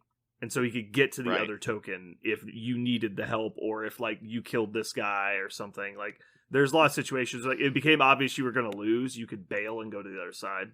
Like for example, if Loki's sitting there and you know you can't kill him, then you're just like, fuck it, I'm leaving, and you're just going to go do something else. Any of the models that have the damned if you do, damned if you don't, like even Iron Fist is good. Go ahead and kill him. Yeah. Give him a bunch of fucking power, see what happens. So like you can't. Iron Fist would be good. There's a lot of those type models too that you just can't afford to put free damage on. Yeah, Black Cat. Go ahead, kill her, knock her down, see what happens. I don't think that's true. I mean, depending on the extract scenario, sure. That's what I'm saying. Like, because she'll just get her points back. Yeah, but if we're doing Mayor Fisk and you've got her sitting on one of the sides contesting, I think that's an unrealistic situation to be in. Because she would be somewhere ready to pounce. If she's over here and I've got the extract on the other side, then it doesn't really matter. Yeah, I don't know. This is a weird mission, which is why I like it so much, because there's so many weird, like, unique situations that pop up on this one. Because there's not a formula that wins it. You kind of got to develop a new strategy every time you play. But yeah, so I think it's fun. Everyone should definitely be practiced on it, because the ones that are effectively secures that move are totally different games than all the ones that don't move, and so you should get those practice games in at bare minimum. But anyway, let's go ahead and move on. Jeremy, I think, likes this one. This is Mutant Madman turns city center into lethal amusement park, which is probably the most letters in any of the mission names. It's an 18-point secure. Place 4 traps. Targets of opportunity as indicated on map Bravo. Players score 1 victory point for each trap they control in the cleanup phase. Interact. Roll dice equal to the interacting character's physical defense. This is the only one that uses physical. If the roll contains more crits, wilds, and hit results than the number of healthy contesting enemy characters, the interacting character now controls this trap. During the cleanup phase, each player controlling a trap chooses an enemy character within 2 of each trap they control. The enemy character suffers a damage and gains a power. Resolve each trap completely before moving on to the next. The traps almost never matter. It's mostly that it's a roll mission that you flip back and forth that uses physical defense, which is very important for some affiliations. What you guys think? I like that I'm starting to get more in love with the spend power to interact. You don't just get to sit there for free because of the randomness of what you draw. And I'm starting to put more of those in my selections because I want my opponent to also have to pay a tax. Like, there isn't a good one for you. I like the fact that you roll. Like, it's not good for you. It's not good for me either, but that's fine. We'll both just deal with it. So we're both going to live with the RNG and just put up with it because I'd rather that than you just get to run your script. Yes, exactly. So that's what that's one thing that I dig about those a lot. Now, as frustrating as the RNG is, because it fucking can be for certain, but it's just as bad for your opponent, so that's fine. Yeah, I definitely tend to not play the ones you have to roll for just because I hate getting screwed with RNG, but I definitely need to make a better habit of practicing them. And now that we know that the criminals don't get their bonus on these, because we were playing it like they did for the last year, that changes them a lot. Because I'm going to start putting them in my list just so I don't have to mess with criminals as much. I was going to say, as speaking from somebody who just happens to play a lot of physical defense lists, I don't know why I feel like I've slept on this one. I feel like this one is probably better than I thought. I do always play this with Spider Foes, because I love the idea of doing damage to my opponent, giving him a power I don't care, and rolling physical defense. So many Spider Foes have fantastic physical defense. It feels great to roll 5 dice and one cartage and make them deal with that. So there are definitely certain factions that do like this and don't feel the roll as much. But I like this one. I also like this one is is one of those that you're not penalized for controlling it. You're actually rewarded for controlling it. And a lot of the things you're holding on to it, so your opponent gets to move and poison or whatever it is. This one is you're controlling it. Your opponent has a friend nearby. You get them. Like, take a damage. So it's one of those where you're brawling on top of it, and the person winning the brawl is getting a benefit, which is cool. The fun part about this one is it actually heavily benefits the defender. If you've kind of dug in and you're on your spot, it's very hard for your opponent to come get you, because it's going to be hard for them to flip the thing over, and if they fail, they're going to take an extra damage on top of everything, and they're obviously spending the actions or resources to get to you to attack you on your point versus, just fighting in a neutral location where both of you are moving to a spot. And so you can kind of just, like, if you've got good ranged attacks, you can kind of just dig in and shoot your opponent, make them come to you where you're advantaged. And so this is the only one that really does that. Yeah. Also, Deployment B is one of those that you could really easily have a range 4 or range 5 and do that. Just sit there and shoot at your opponent's one. And make Quicksilver, or not Quicksilver, excuse me. Hawkeye is perfect for this mission. He's got a 4 physical defense, he's got a range 5, and he can move himself around. Yeah. So he can even, I don't know if he can cover the gap between 2 points. So he could, like, hook shot forward, check yours, and then back up twice if he wanted to be cheeky at the end of a turn. Mm-hmm. I don't know if he can do that. I'll have to measure it out sometime. Yeah. But yeah, I like this one a lot. I definitely want to get it in more lists. I just so rarely play the roll 4 missions, like I was saying earlier. I think Avengers also enjoy this because they have so many 4 defense ones. Yeah. So many 4 defense characters. It's kind of ridiculous how many 4 physical defense characters Avengers has. So yeah, I could definitely see like a Sam list playing the shit out of this. Yeah, or any Avengers list really. Right. There's not really an Avengers list that doesn't have at least physical, 4 device rollers. It's really crazy. Mm-hmm. So moving along, next up we have Portals, Overrun City with Spider People. This was one of the fairly early ones that came with the Web Warriors. 18 points secure. Place 4 Inheritor Portals. Inheritor is a weird word. Mm-hmm. Targets of opportunity as indicated on map Delta. Players score 1 victory point for each portal they control during the cleanup phase. Interact, roll dice equal to your energy defense. If the roll contains more crits, wilds, and hits, the number of healthy contesting enemy characters, you now control the portal. If the roll contains at least 1 skull result, the interactive character is placed within 2 of its current position. The opposing player resolves this effect. So, this one you're punished for trying, which is weird because like being defensive is actually sometimes bad. Because let's say you move up, you try and take your own point, you get placed away from it, then your opponent can move up and take it from you. Yeah. So the defender is oddly punished. It's kind of weird. This one's obviously intended to be very hectic and chaotic. Mm-hmm. Do you guys play this one a lot? I've played this one several times. I actually purposely avoid this one like the plague because unlike the other ones that make me roll, I actually am long been in Jeremy's camp that he's in right now, which is I like that my opponent has to spend a power and then maybe nothing happens. Even though it's sometimes frustrating for me. What I really don't like about this one is I want to levy extra energy defense so I can make sure to get it if my opponent's sitting on it, but then I'm rolling extra dice which could give me skulls and then I'm just leaving. And that's the end of my turn. That is so frustrating to me that me purposely gaming towards the scenario is giving me more opportunity for like a whole character's activation to just be over. That really bothers me. I don't think I've never put this in a list ever because I can't think of a day that will come when I'll be happy when my character's activation ends when I roll a skull on this. I would just be so ticked. I remember the days when we were so excited to play this because it wasn't just a core set mission. And we were like, finally, something new that does stuff different. And then we were so excited. So do you guys think this is actually good for Web Warriors like the theme would indicate? I actually think it is. Because if your opponent is actually gaining control of these things that you have thus abandoned after taking them, because why would you stand on the points? But your opponent can walk up, flip an empty one over, they have almost a 50% chance of getting placed off the point for free, and then you walk up and take it back, and you're like, get fucked, idiot. Yeah. And like, it just seems very, very beneficial for them. And they only have 3 energy defense, and so they clear off the thing, are very likely to take it, but not very likely to get placed themselves. Don't they get placed during cleanup? Not during when they check No, it's instantly on the roll.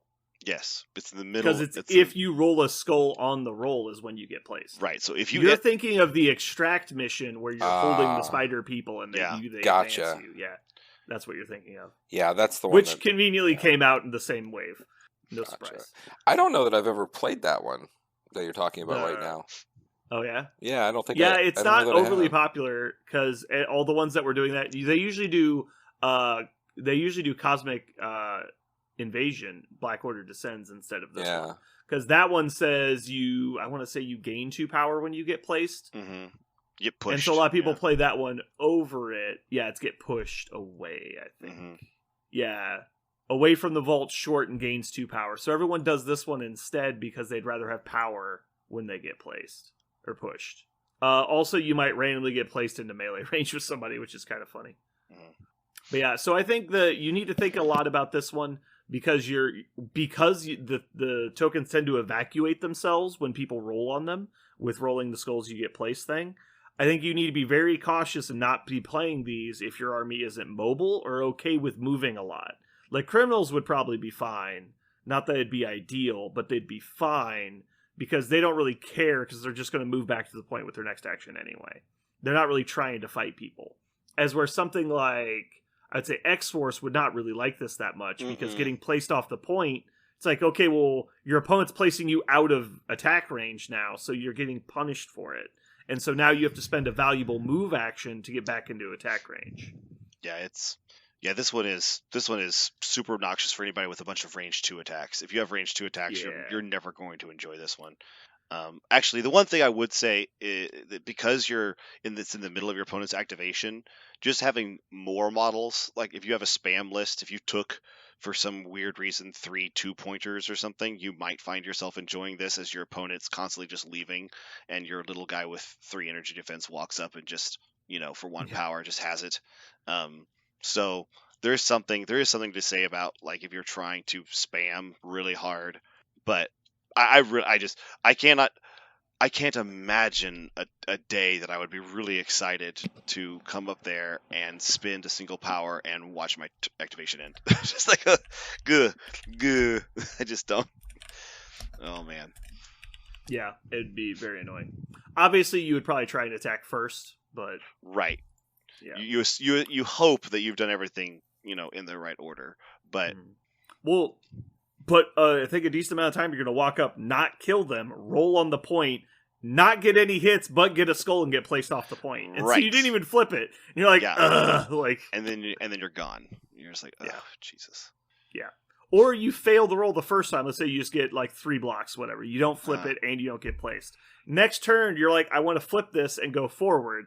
And then you again don't take it and get placed backwards. And you're like, like, it's so stupid. Yeah. So you're just fighting the fucking scenario. Okay, let's move on. I think we talked about that one. That one's kind of unique. I think the only people that want to play it are the people that don't care about action economy, which is basically control lists. So moving on, we have Riot Sparks over Extremis 3.0, 17-point secure from the battle box. Place 4 Extremis consoles, target opportunity as shown on map Delta. Players score 1 victory point for each Extremis console they secure in the cleanup phase. Interact. Remove 1 damage from 1 non-dazed character within 2 of the Extremis console. Holy shit, Jeremy. Do you remember this mission? This was the only secure we ever played. Oh, yeah. For like 6 months. Yeah. Because this is when you got to pick your missions. So it was like Extremis, Alien Ship. That was the missions that got played. Yeah, this was super fun. And then no one ever played it again because like actual attrition lists like Black Order became a thing. And so you couldn't play them anymore. So everyone stopped playing it because they didn't want to play against Black Order at 17. Yeah. And then when Corvus just heals to full every turn because 3 people are healing him. I don't think you can afford anymore, like with all of these damage reduction lists, to let people heal like this. This is just too much. Yeah, I'm actually surprised it's not in my my Brotherhood list. I guess I just have better secures nowadays. But yeah, this one's really fun for attrition lists, obviously. It's also cool because it lets you do weird stuff like have cubes and not die, which is cute. But for lists like Asgard already can spend a power to heal. Now you can spend 2 power to heal 2. and you can heal people out of turn just like the leadership does, you can get a lot of healing on your big health pools. So yeah, I would be very careful about something like this. God, can you imagine Juggernaut on this mission? He could heal off of 3 different counters in one turn. Mm-hmm. It's like interact, move, push, interact, push, interact, and he's like, oh my god, like, yep. What the fuck? Yeah, it'd be tough. Obviously, a very fun one if you're playing heavy attrition. If you're doing anything but heavy attrition, probably avoid this because obvious it just makes the attrition list better. I do think criminals like this one because if we talked about potatoes that regrow more potatoes is always good. You just got to plant them potatoes and just watch them grow. So next one up. There's not much to talk about on that one. Sword base. Oh god. Sword establishes base on Moon's blue area. 14 points secure. Plays 3 consoles. Targets for opportunity as shown on map Charlie. The player controlling the most consoles scores 3 victory points in the cleanup phase. Interacts. If no enemy characters are contesting this console, you are now controlling it. If one or more enemies are contesting, roll a die. On a crit, wild, or hit, you are now controlling. If a player controls more consoles during the power phase than their opponent, they control the security system in the base and may choose one enemy character to push short. Nobody wants to play this. Nobody should want to play this. No, some people do. No, they shouldn't. I actually, for some reason, when I started playing this game, like when I got out of my house and back to the shop, I put this in every one of my lists. I think cool, sword base, right? Yeah, I just played it constantly, and what was weird about it is that sometimes I would just win handily because it just went my way, and sometimes it felt like I had never ever why I even put models down. Like look how it would the game would end with like 2 points to 18, and you're like, what? Okay.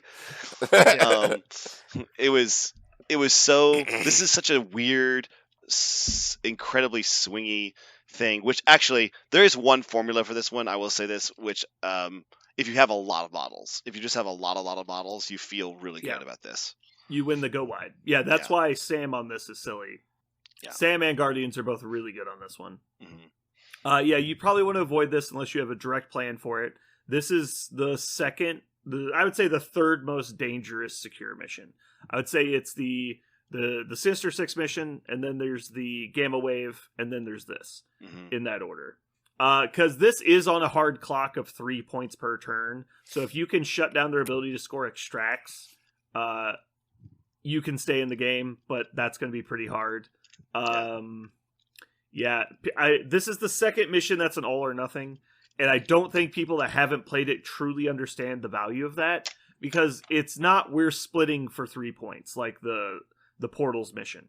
It is 3 points to one player, and if one person has an advantage, like I don't know, I have 5 or 6 models at 14 points and you have 3, and so there's not really anything you can do. I'm scoring 3 of them I get at least 2 of them every turn, because I'll check one of them 5 times if I have to. Then they're just scoring 3 points a turn, which means they're gonna be at 15 points on turn 5 if you get 0 extracts for the entire game, which means they're probably gonna win on turn 4. Yeah. This is also one in which everybody is the same. So that's why spam lists do so well. If you're playing Bob and Toad and Honey Badger, they are equally capable of taking this point as Magneto and Thanos with 7 stones or whatever. It's all the same. Yeah. So that's one of the reasons why when you put your army list down and you go, okay, your opponent's a super awesome elite fighting force. Like, well, I have 3 more models than them. As it turns out, that just means you're going to be scoring this so much more, because unlike intrusions where your super awesome models can teleport around and stop your opponent from doing things, you actually are stuck pretty much at the 1 point. Because if you leave, they take it back for free. Right. That's one of the weird things about this one is you can't ever just decide to leave a point, because then your opponent will move twice and just take it, just have it, because they were there. Should I take a moment to point out that Web Warriors original released at 14 points? Yeah. Like Venom, Miles, Peter, and Gwen are 14 points exactly, and if they get you off your point, they automatically take it. Yeah. And you have to roll on it to get it back. Right. It's so punishing.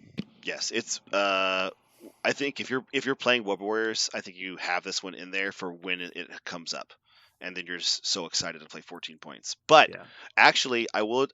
Here's a question: you played a lot more Web Warriors than I have.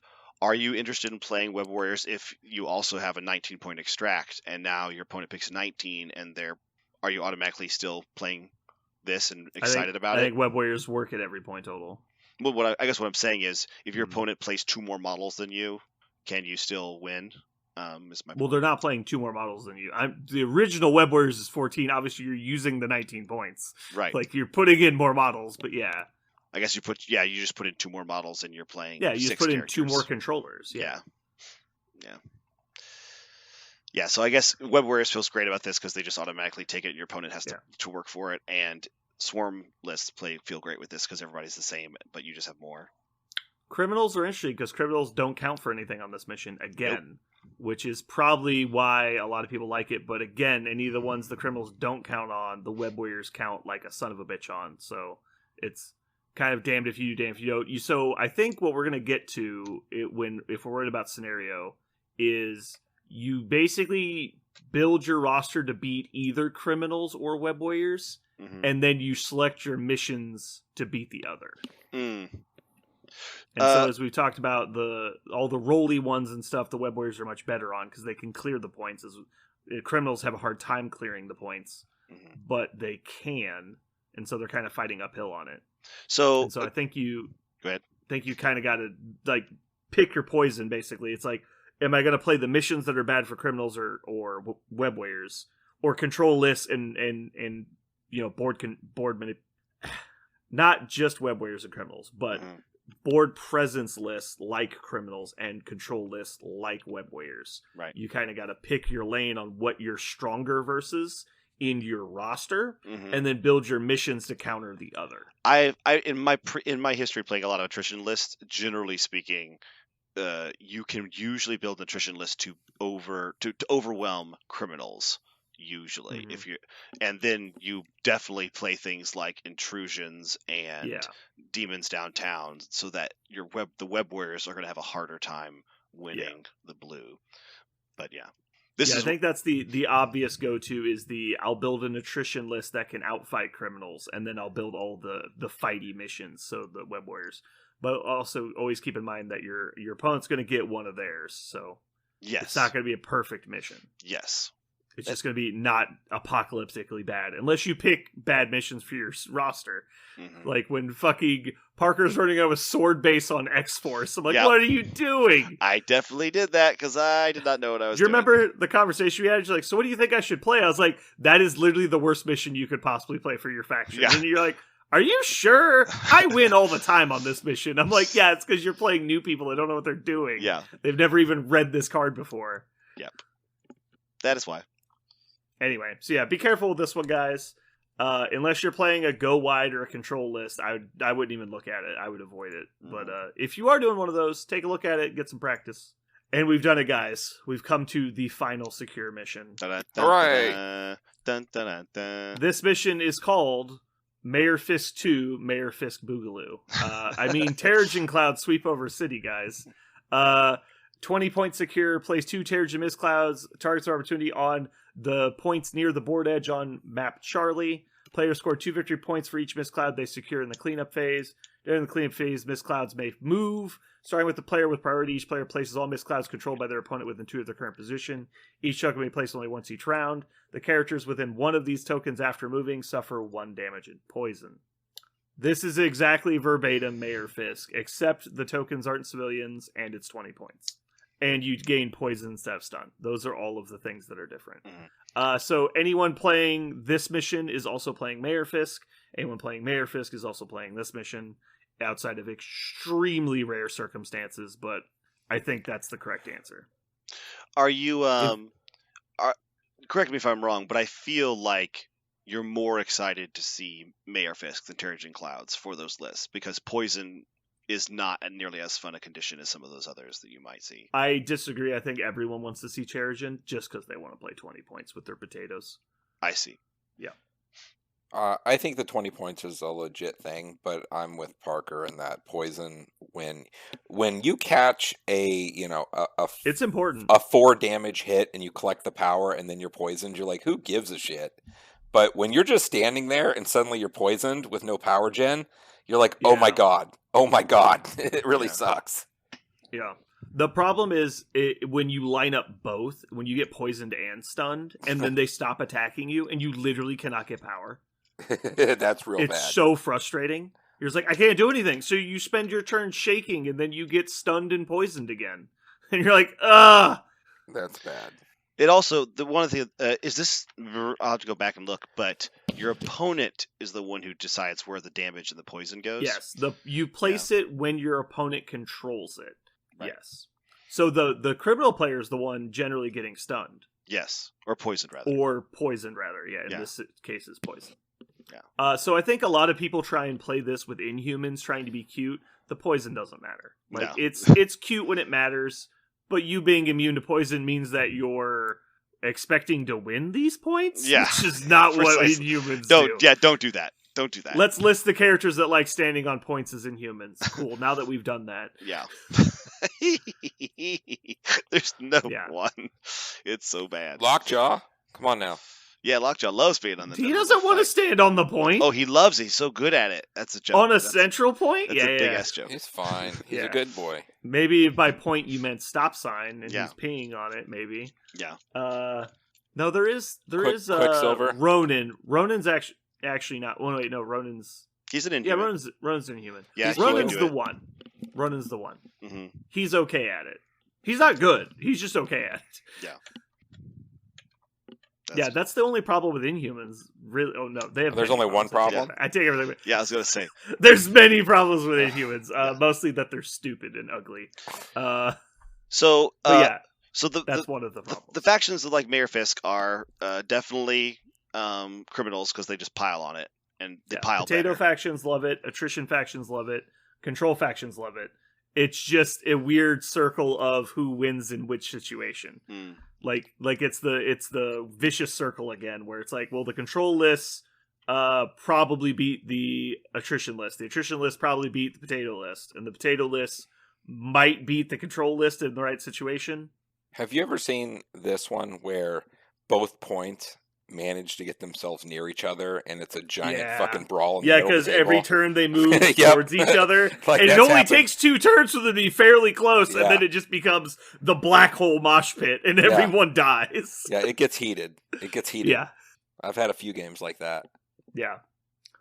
This mission and Mayor Fisk are obviously very similar to Research Station. Research Station being an extract mission, which makes it extremely abnormal. It's the most unique of all of the extracts by far. And then also, that one has like a final win scenario where it's like if one player gets it all the way across the board, they start scoring 4 a turn. Normally it's only worth 2. So this mission, this is interesting. We've already talked about it though, so it's all the same people, and I guess also Inhumans because dumb. Also, Agents of Smash will like it. But they like it because they like it, not because they're immune to poison. So that's it. We did it. We did it. We landed on the moon. Even though Parker tried to talk about his fucking X-Force for like 30 minutes, we still got there. We did it. Good job, guys. Parker, do you have anything you want to tell us about? Oh, comics? Yeah, you got any, man. Corners to comic? I got a comic for your corner. Oh shit! I want you to know, I've still just been deep in the new Jonathan Hickman controls the X-Men universe stuff. But I found one for you, Brandon. I think you'll actually really dig this one. So basically, for those of you who've been under a rock, or rather an island, Krakoa is the mutant island, is now where all the mutants live, and they granted amnesty to every bad guy mutant that there is and invited them to the island. And some of them are, positions of political power and stuff. Well, if you've never read an X-Men comic, you would know that mutant powers, when they manifest, can sometimes just kind of irreversibly fuck you up, right? Like there's nothing to do about it. it's like the mutant power itself is what caused you to have this horribly antisocial behavior. It's not like you're a bad person and you have powers, or you made bad decisions and choices and you have powers. It's that the power itself prevents you from being a happy person. And so what do you do with those mutants? Because they're going to live on an island with you, and they're going to just fuck with society. A good example is a mutant called Empath. His mutant ability is he can make people feel however he wants, and he doesn't have to really think about it. They just start feeling it, kind of like Purple Man, Kilgrave from Jessica Jones. And so basically, when his mutant power manifested as a teenager, from that point on, everybody around him always just felt great about whatever he did. And so he started to act out more and more and do more and more extreme antisocial things, and everyone just kept being happy about it. So pretty soon he developed this terrible complex where he loves just seeing the world burn because everyone smiles as it happens. And so you put him on a land, an island full of mutants, and he starts doing that shit with like super powered people, and they start like destroying city blocks, and he's just like sitting there grinning. Guys, we're starting a Thunderdome. They're like, yes, yes. You're like, maybe no. Yeah, but it's like, okay. but that's his power. Is he just like is terribly antisocial? So these kind of characters like Wild Child, Scalp Hunter, Psylocke, Empath, Orphan Maker, Nanny, and Havoc. They're put on a team together. That's a list of names right there. And they're all put on a team together underneath Mr. Sinister, who of course is like the poster child for just let's just peel their skin off and see what they do. Right. Yeah. And so basically Mr. Sinister makes the point in one of their staff meetings, their council meetings, and says like, who better to like reintegrate these into society than me, the poster child for reintegration into polite society after being a sociopath. And so basically they send them on missions together in the hope that basically by forming a combat unit, they will be able to work through their feelings of trauma and also just basically find others like them. In the same way that you put two guys in a trench, if they survive, they will come out as brothers, right? And that's kind of what they try to do, is these people who have no social ability to interact well with others. What happens if we put them in a combat unit? And they all love murdering people. And so one of the rules on Krakoa is you can't murder people. So they purposely find the missions where they can murder things and send them on those. So like, for example, the very first mission, Mr. Sinister has an old clone factory just pumping out mutant clones just over and over and over again for years, just hundreds of mutant clones. We need to go shut this down. Who are we going to send? The Hellions, which is what the new group is. And they just go in there, and their job is to go and murder things. Just murder things wholesale. And they're really good at it. But of course, they're also ridiculously dysfunctional because they're all very dysfunctional characters. And over the course of these 2 volumes, the new Hellions books, written by Wells, and they're drawn amazingly by Segovia and Curiel, these 2 guys that do a really good job with it's a totally new kind of drawing style that I love. I've been so impressed by this. If the description of these super anti-hero mutants going around trying to kind of just not really do good so much as not murder people and get kicked off an island of paradise, and then at the same time, because they are put in these combat situations, they actually do grow fond of each other. And how does that manifest with these very, antisocial people who deal with this? How do they deal with actually being around one another and coming to care about each other's well-being for the first time, some of them ever caring about anything else? Really fantastic book. And it's very, very, very well done. It reminded me of Brandon, your Dungeons and Dragons campaign where everybody was a bad guy. That is the way that plays out, where it's part like humorous because of the situations you find yourselves in and your bad people, but also part like uplifting in a way because you can't help but root for them, even though they are definitely all horrible things. So it's very, very good. Cool. Interesting. So yeah, check out Hellions, Volume 1 and 2. They're out, and I'm sure Volume 3 is coming out soon. It's a super good story. All right, well, that's going to wrap it up for us today. Hopefully you had a good time. This has been Brandon. Dr. Mantis Toboggan, MD. The Batman. Batman. I'm about 5 years old. I'm Batman. Patterson. And this has been Back in Blue.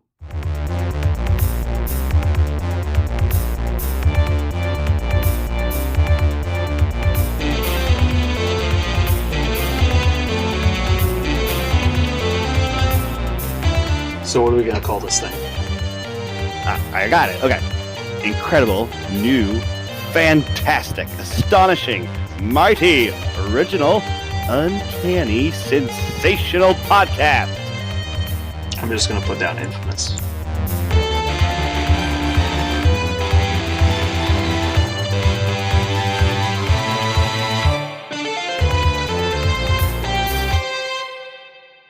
Okay. We did it. That's it. Put a stamp on this. Turn We it did over. it. It's done. All right. What are you putting a stamp on that you're also turning over? It's the podcast. That's it. We did it.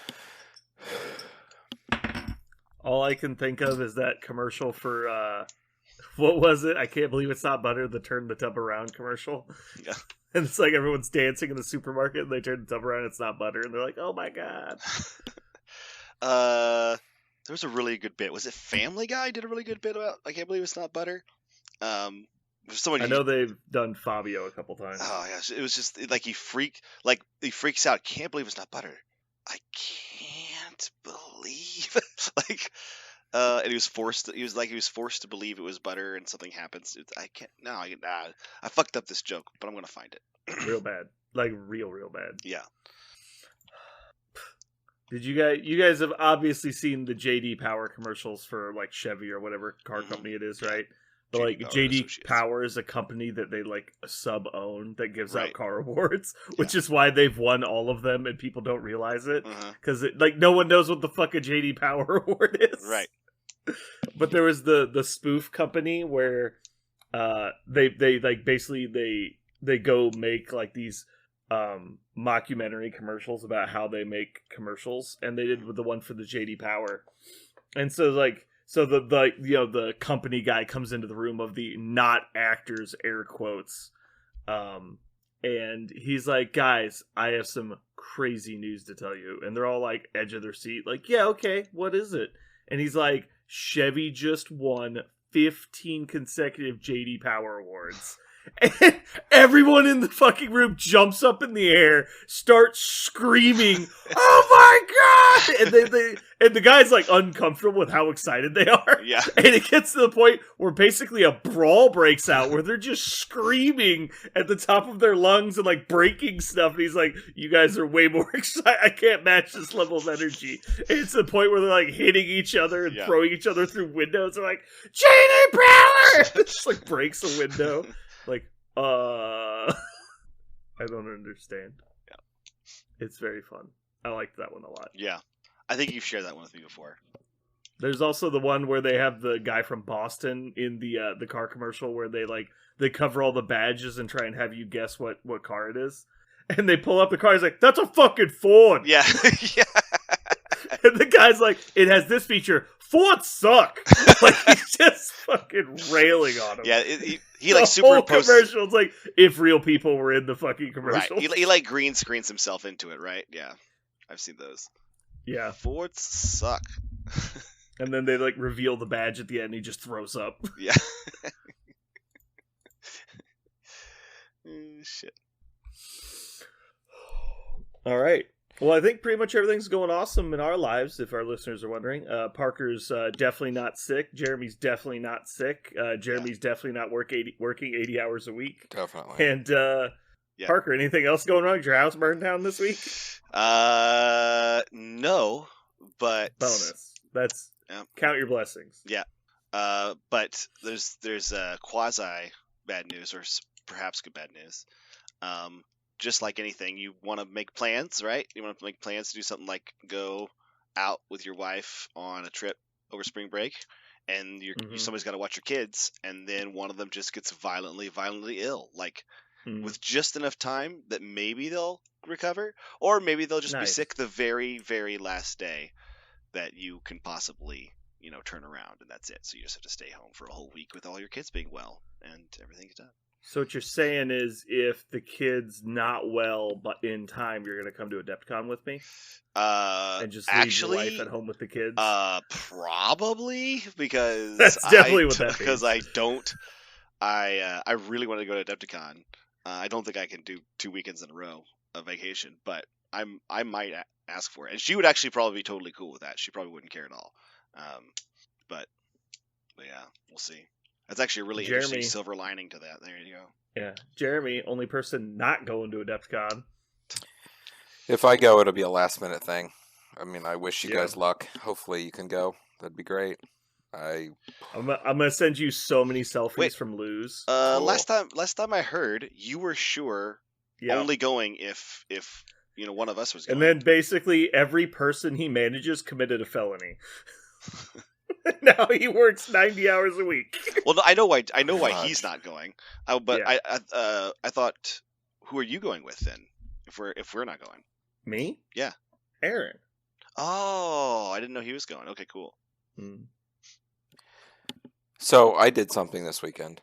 Oh yeah? Yeah.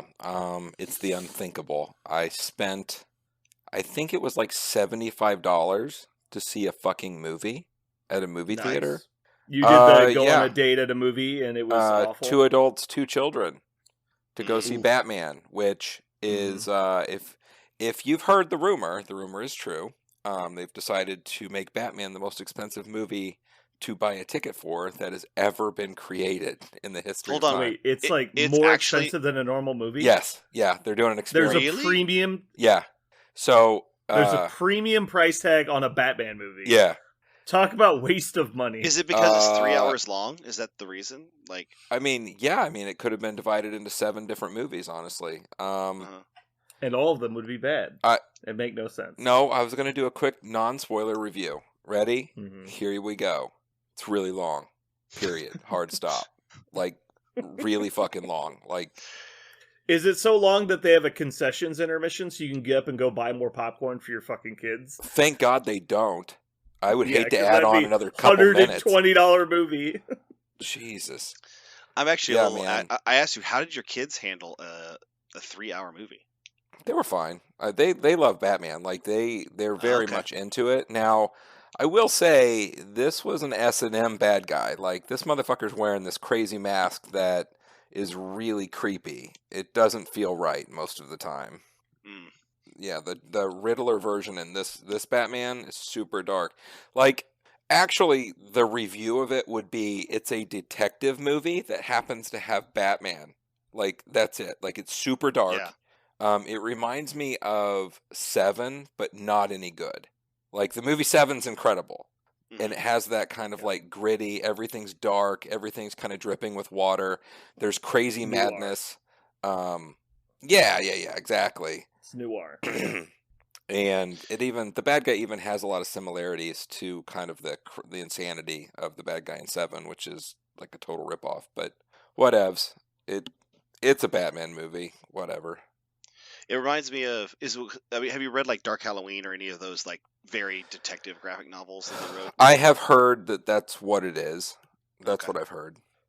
I have Dark Halloween and its sequel, which is basically its own little DC Batman universe where it's just a detective story and it's not really connected to the main storyline of anything. It's just a detective story featuring Batman, and it was really fun to read. But I do not know if I'd like to watch it. He's in it solving crimes. That's what he's doing. The fighting part is not really a big piece. Right. He's got things and stuff he does, and he's super smart. Right. But I will say it's very strange because when Patterson is not in his Batman suit and he's doing the Bruce Wayne thing, it's hard to be that feels like Bruce Wayne. It just doesn't. Yeah. It feels like goth kid. He just looks kind of gothy and just I don't know. I don't know. It just didn't feel good. I don't know of a single person that saw the casting and was like, yeah, that feels right. It's so weird. I actually I'm not saying he's a bad actor or anything. If you don't like him as an actor, that's fine. But that he's not Batman. No version of Batman has ever been what that guy is. So I don't get it. I actually like him a lot, but that's the same thing. Like he's going to have to stretch like a motherfucker on his tippy toes, maybe. But... So what I heard, because I didn't look into it at all, except afterwards I was like kind of like, what's the deal with this movie? Supposedly this is supposed to be year 2 of him trying to be Batman, so it's like his amateur version of Batman, which makes a little bit more sense because he hasn't fleshed out criminals and stuff, and you see weird relationships where you're just like, doesn't he know that? Like, okay, weird. Oh, like in the timeline of this Batman, you're watching him like very early in his career is the idea. Yeah. Yeah. Long Halloween was very much like it was pre-original Robin. Like in the sequel to Long Halloween, that is like when you meet Robin for the first time. Yeah, there's no Robin type character in it. There's Catwoman. Right, I wouldn't assume there would be. I'm just saying in the sequel to if there was a sequel to this movie, and they follow the same pattern, but they wouldn't have to. I don't know. I mean, for those folks that are just into Batman no matter what, I'm just used to, like, again, I love all the Marvel movies, and I'm pretty much a junkie, so I like the humor. Like, I like space in movies. Like, I like to be able to laugh and also take things seriously and, like, have fun. I go to movies for fun these days. So it's not a fun movie. Did I tell you guys I finally saw Shang-Chi? Did that happen? Did I tell you this? Mm-hmm. I did not. I think I knew you watched it, but we hadn't talked about it. So good. I was extremely impressed. The reason why I thought of it was you just said, Jeremy, like, I want to feel good while I watch a movie. Yeah. That movie felt like that was a really enjoyable time the whole time. I didn't have to think really hard about anything. I didn't have to, like... Another thing which I thought was kind of impressive is it didn't try to tie in, like, every Marvel Universe thing. It didn't have... there wasn't Easter eggs everywhere for me to find. It was just its own movie with its own story and its own characters, and it was just fun to watch. And I was like, that was very nice. That was very nice. I think I watched that movie after, because I think that one came out after Endgame. So my expectations on Marvel movies were so high that I was just kind of let down because it just wasn't that. And I've tried to watch it again, and again, it's kind of like an empty one. It's kind of fun, and it doesn't have the heroes that I love. So I don't know if I'll ever check that one out again. Maybe when they've, like, flushed out this whole, 4th iteration of Marvel or wherever they're at now, I'll go back and be like, oh, okay, I get it. Yeah, clearly the whole, like, mystical aspect of the Marvel universe is going to become a lot more prevalent soon. Mm-hmm. But yeah, I think it's a good origin story because a lot of people don't know who Shang-Chi is, and they don't know any of that, like, more on, like, the the Eastern inspired stuff, and so it's good to get that out there. And they did a good job with it. It's not an amazing movie. I wasn't a huge fan of it, but it's entertaining. It's fun to watch. It's really interesting you talk about timing because, like, I somehow completely avoided Shang-Chi, and then after the Eternals, I was desperate for anything. I was seeking restitution so bad, and so when Shang-Chi was not Eternals, I was like, oh, thank God they invented, like, a different dimension and a different bad guy. And gave me, like, stakes and a reason to root for him and all the other characters. And you end up meeting, like, 8 characters in that movie, and you seem to give a shit about all of them. And I was just like, this is a really well done movie.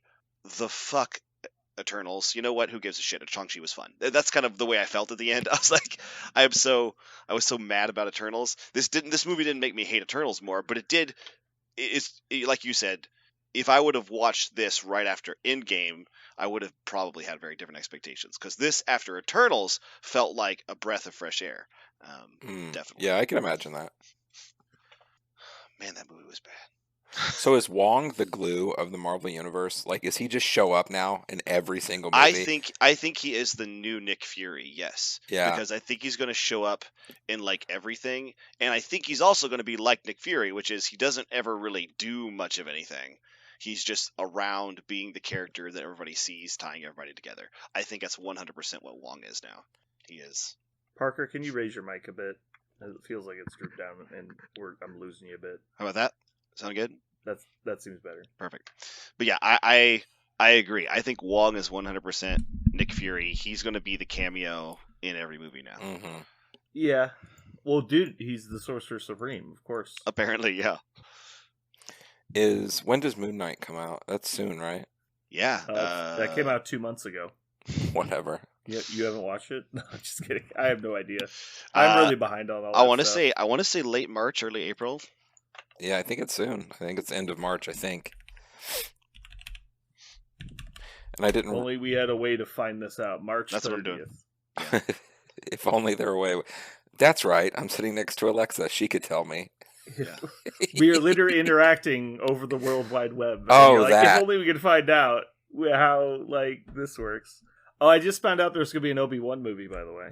Oh, did you see the trailer? Oh, it's not a movie. It's a show. It's a show. Yeah. No, exactly. That's what we want.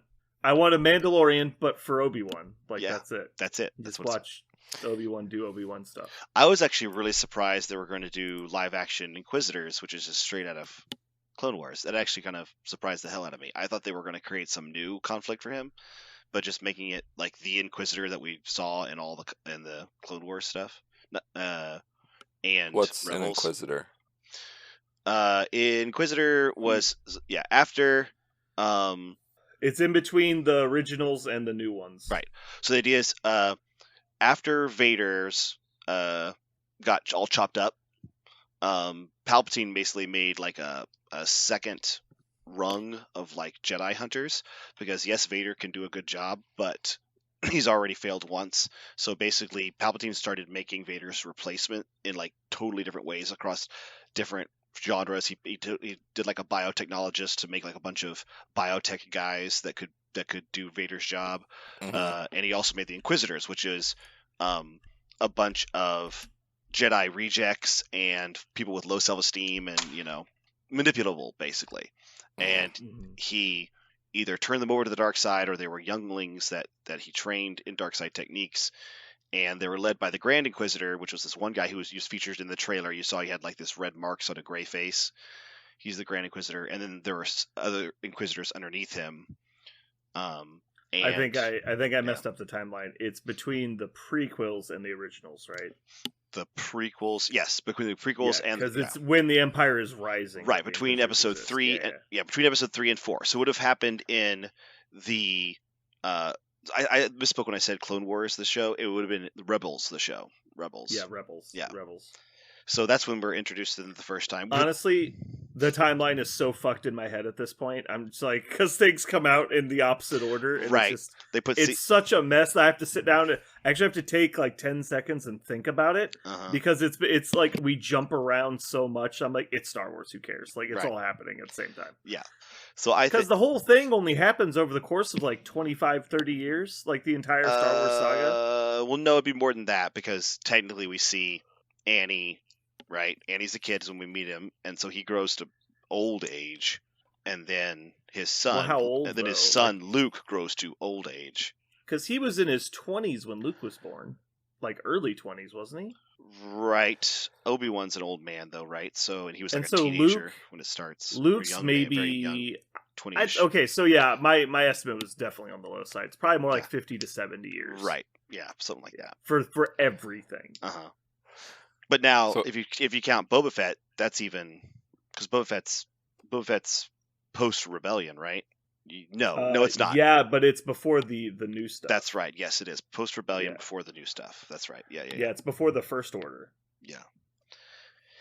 Anyway, the Obi-Wan thing is going to be about the Inquisitors, who were tasked with hunting down the Jedis. That's who they're talking. You heard Palpatine's voice talking about how, like, in this trailer, Jedi can't help but adhere to their code. They can't help themselves. So all you have to do is go around and provoke Jedi, and they will just show up out of the woodwork because they can't help it. And so that's presumably what the plot is for this one is. Obi-Wan's trying to lay low to protect Luke, and that's what he thinks his job should be. But he's also being provoked by the Inquisitors to do something, stand up for people. And so it's him running that gauntlet, apparently, is what it's going to be about. Did you guys enjoy Boba Fett? I didn't finish it. I'm not done yet, but I've been liking it so far. It starts a little slow. I haven't even started it yet.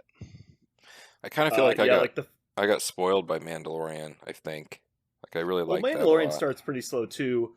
So excuse me. Basically, the first 3 episodes of Boba Fett are very slow because you're kind of just learning, like, they're trying to do all the fan service telling the story of, like, how we get to here. And that's when the plot actually picks up and things start happening. And when things start happening, it's basically just like, you know, I don't know. I don't want to give away too many spoilers, but a lot of stuff that people want to see happens. Yeah. But also, that's the whole point of the show, is that it's just fan service. Everybody wants Boba Fett to still be alive. Everybody wants Boba Fett to go do badass stuff. And, like, so that's what they're doing. It's just making people that are fans of Boba Fett happy. Money, money, money. I mean, honestly, I don't think there was originally a plan to do a Boba Fett thing until The Mandalorian was so successful. And they're like, well, we got to bring Boba Fett back now. And then, like, oh, okay. That's potential. That's possible. There's a lot of cameos in the later seasons. Or the later episodes of Boba Fett, I'll say that. Like, a lot. Anyway, you guys ready to get started? Sure enough. Show enough. I just saw your stuff. What? Is this old currently playing, or did you type this today? I typed this today. That's what I thought.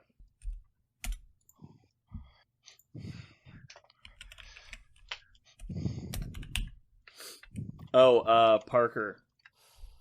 You should come play UFS with us on Mondays. It's awesome. I actually have been, watching the steady stream of stuff that you guys are constantly talking about. Yeah. Jeremy's gonna play with us. It's gonna be great. 3-second pause, slow head nod. I don't think it's. The problem is not like I wouldn't enjoy it. The problem is I just don't know. I mean, maybe I could get there on Mondays. Maybe. The problem is I just don't. Well, I mean, if Dave can get there every Monday, I think you can get there every Monday. Well, if Parker comes up on Monday, we're playing Marvel Crisis. That's kind of the problem. Also, yeah. I want to play Marvel Crisis. Except that you're not going to want to start a 2.5-hour game at 10 o'clock where we can play UFS at 10. Well, I thought Jeremy is trying to stick to his get out of there at 7:30ish time, right? That's one of the reasons I haven't been coming over there because Mondays, Mondays, I try to be out by 8 or 9. Like I don't. Yeah. Thursdays I can stay a bit later, but I don't like being out all night long. Mm-hmm. I'm old. I've got 10 decks built now that I have stuff. So this is my other favorite thing. This is my other favorite thing about card games like that, Brandon.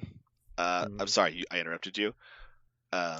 But I am also just like you that I can't just like buy one. I've got to have all of them, and if I go down that road. So the first set of the game includes 180 cards if you count all of the. There's 180 numbered cards in the first set. That includes the 2 starter decks. They're numbered in the set as well. And then there's 2 secret rares that are number 181 and 182 of 180. And so they're beyond the set numbers. And then there are 12 DLC cards, 12 event kit promo cards, and then there's 6 box toppers. Those are currently the cards available, and then there's going to be another, I think, 6 cards available through the regional event kit.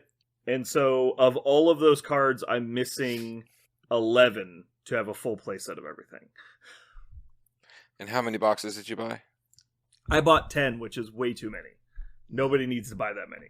If you want to be a completionist, you can buy a case, which is 6 boxes, and then you'll have more than enough stuff. That'll be if you want to be able to build basically everything. So why did you buy 10? Just because you wanted 3 places? I traded for a box, and then I bought a case, which was more than enough. Like I said, I didn't need to buy anything else. What a lot of people do is they'll take their extra cards and their alt arts that they open. They're called XRs. They're basically full art versions of cards in the set, and they're always foiled. They sell all those online, and they just buy the cards they're missing with the profits they make off the sales. So basically, if you want to have basically a place like enough to play the entire set, a case is about what you want. If you know there's one thing you want to buy, like I bought a fairly expensive deck, and it cost me $100. If you wanted to buy, like Sero is actually a pretty popular deck right now, you could buy the entire Sero deck for like $35. Maybe that might be a little on the low side depending on how you choose to build it, but like you could definitely get it for under $50. Like, the game's not really expensive. It's just, if you want to have everything, then it's going to be more expensive. Mm-hmm. How much is a case? Case is $575. Mm. Because it's 6 booster boxes. Okay. But I'm just saying you should come up and play with my stuff. Because I have 10 decks. So. Okay. That's actually an idea. We'll see if I can manage it. I do not know. Yeah. And 2 of them are still the Rivals decks that are the 2 starter decks. So that way I can teach people the game without having really complicated stuff. Let's start talking about anyway. This other game. This other game is awesome. This other game? Which other game? Elder Scrolls? What was it called? Elden Ring? Oh, Jesus, no. I'm talking about Elden Ring. Right, Jeremy? That's what Jeremy played for 2 hours while we waited on your ass. Yep. But the other game I wanted to talk about is Marvel Strike Force. Parker, I have something to tell you. Okay. I'm quitting Marvel Strike Force. Are you really? I am. I already told Starborn. It's really interesting you mentioned that. Just today, I finally had somebody, Philosopher finally explained to me, like, what's happening soon with this whole apocalypse thing. I'm like, I am not going to do that, is what I said to myself. That's not actually why. I actually don't mind the grind and stuff so much. I mind the bugs. The bugs really bother me. And the money hungering really bothers me. But I just don't have time for it. It's my 5th most important hobby to me, and I have devoted way too much time to it over the last 2 years. Mm. So I would rather devote that same time to other projects. But yeah, so I figured I'd give you a heads up. I am not at all upset about that. Yeah. So are you just going to leave your character in the guild with more defense, or just like guild? But I assume that I'll be replaced at some point. I'm not quitting today, but okay. Yeah, probably in the next week or so, once we figure out what we're going to do as an alliance. Okay. All right. Here we go. I couldn't think of a better episode title. It's kind of a low energy episode. We just got a lot of work out of the way, I feel like. This is good. No, I think it's good. What do you think? Yeah. I'm glad we talked about what we talked about. These episodes sometimes get a lot of watches just because it's just chock full of information. Maybe, yeah, we'll see. We need to wrap it up though, because I am sick. Yeah, also and tired. Oh, that's true. You're sick. You know, I'm sick and tired of your bullshit. Good, cool. Good, cool. Good. That's really cool. Glad to hear. Yeah. I don't have any jokes ready. Okay, I guess we'll just go. All right, you guys ready? Hold on, give me a second. I'm now going to ask: did either of you forget to hit the record button? Because I definitely did not record a backup for the first 20 minutes. No, I got it. Good. Let me check. Yes. No, I'm good. Good.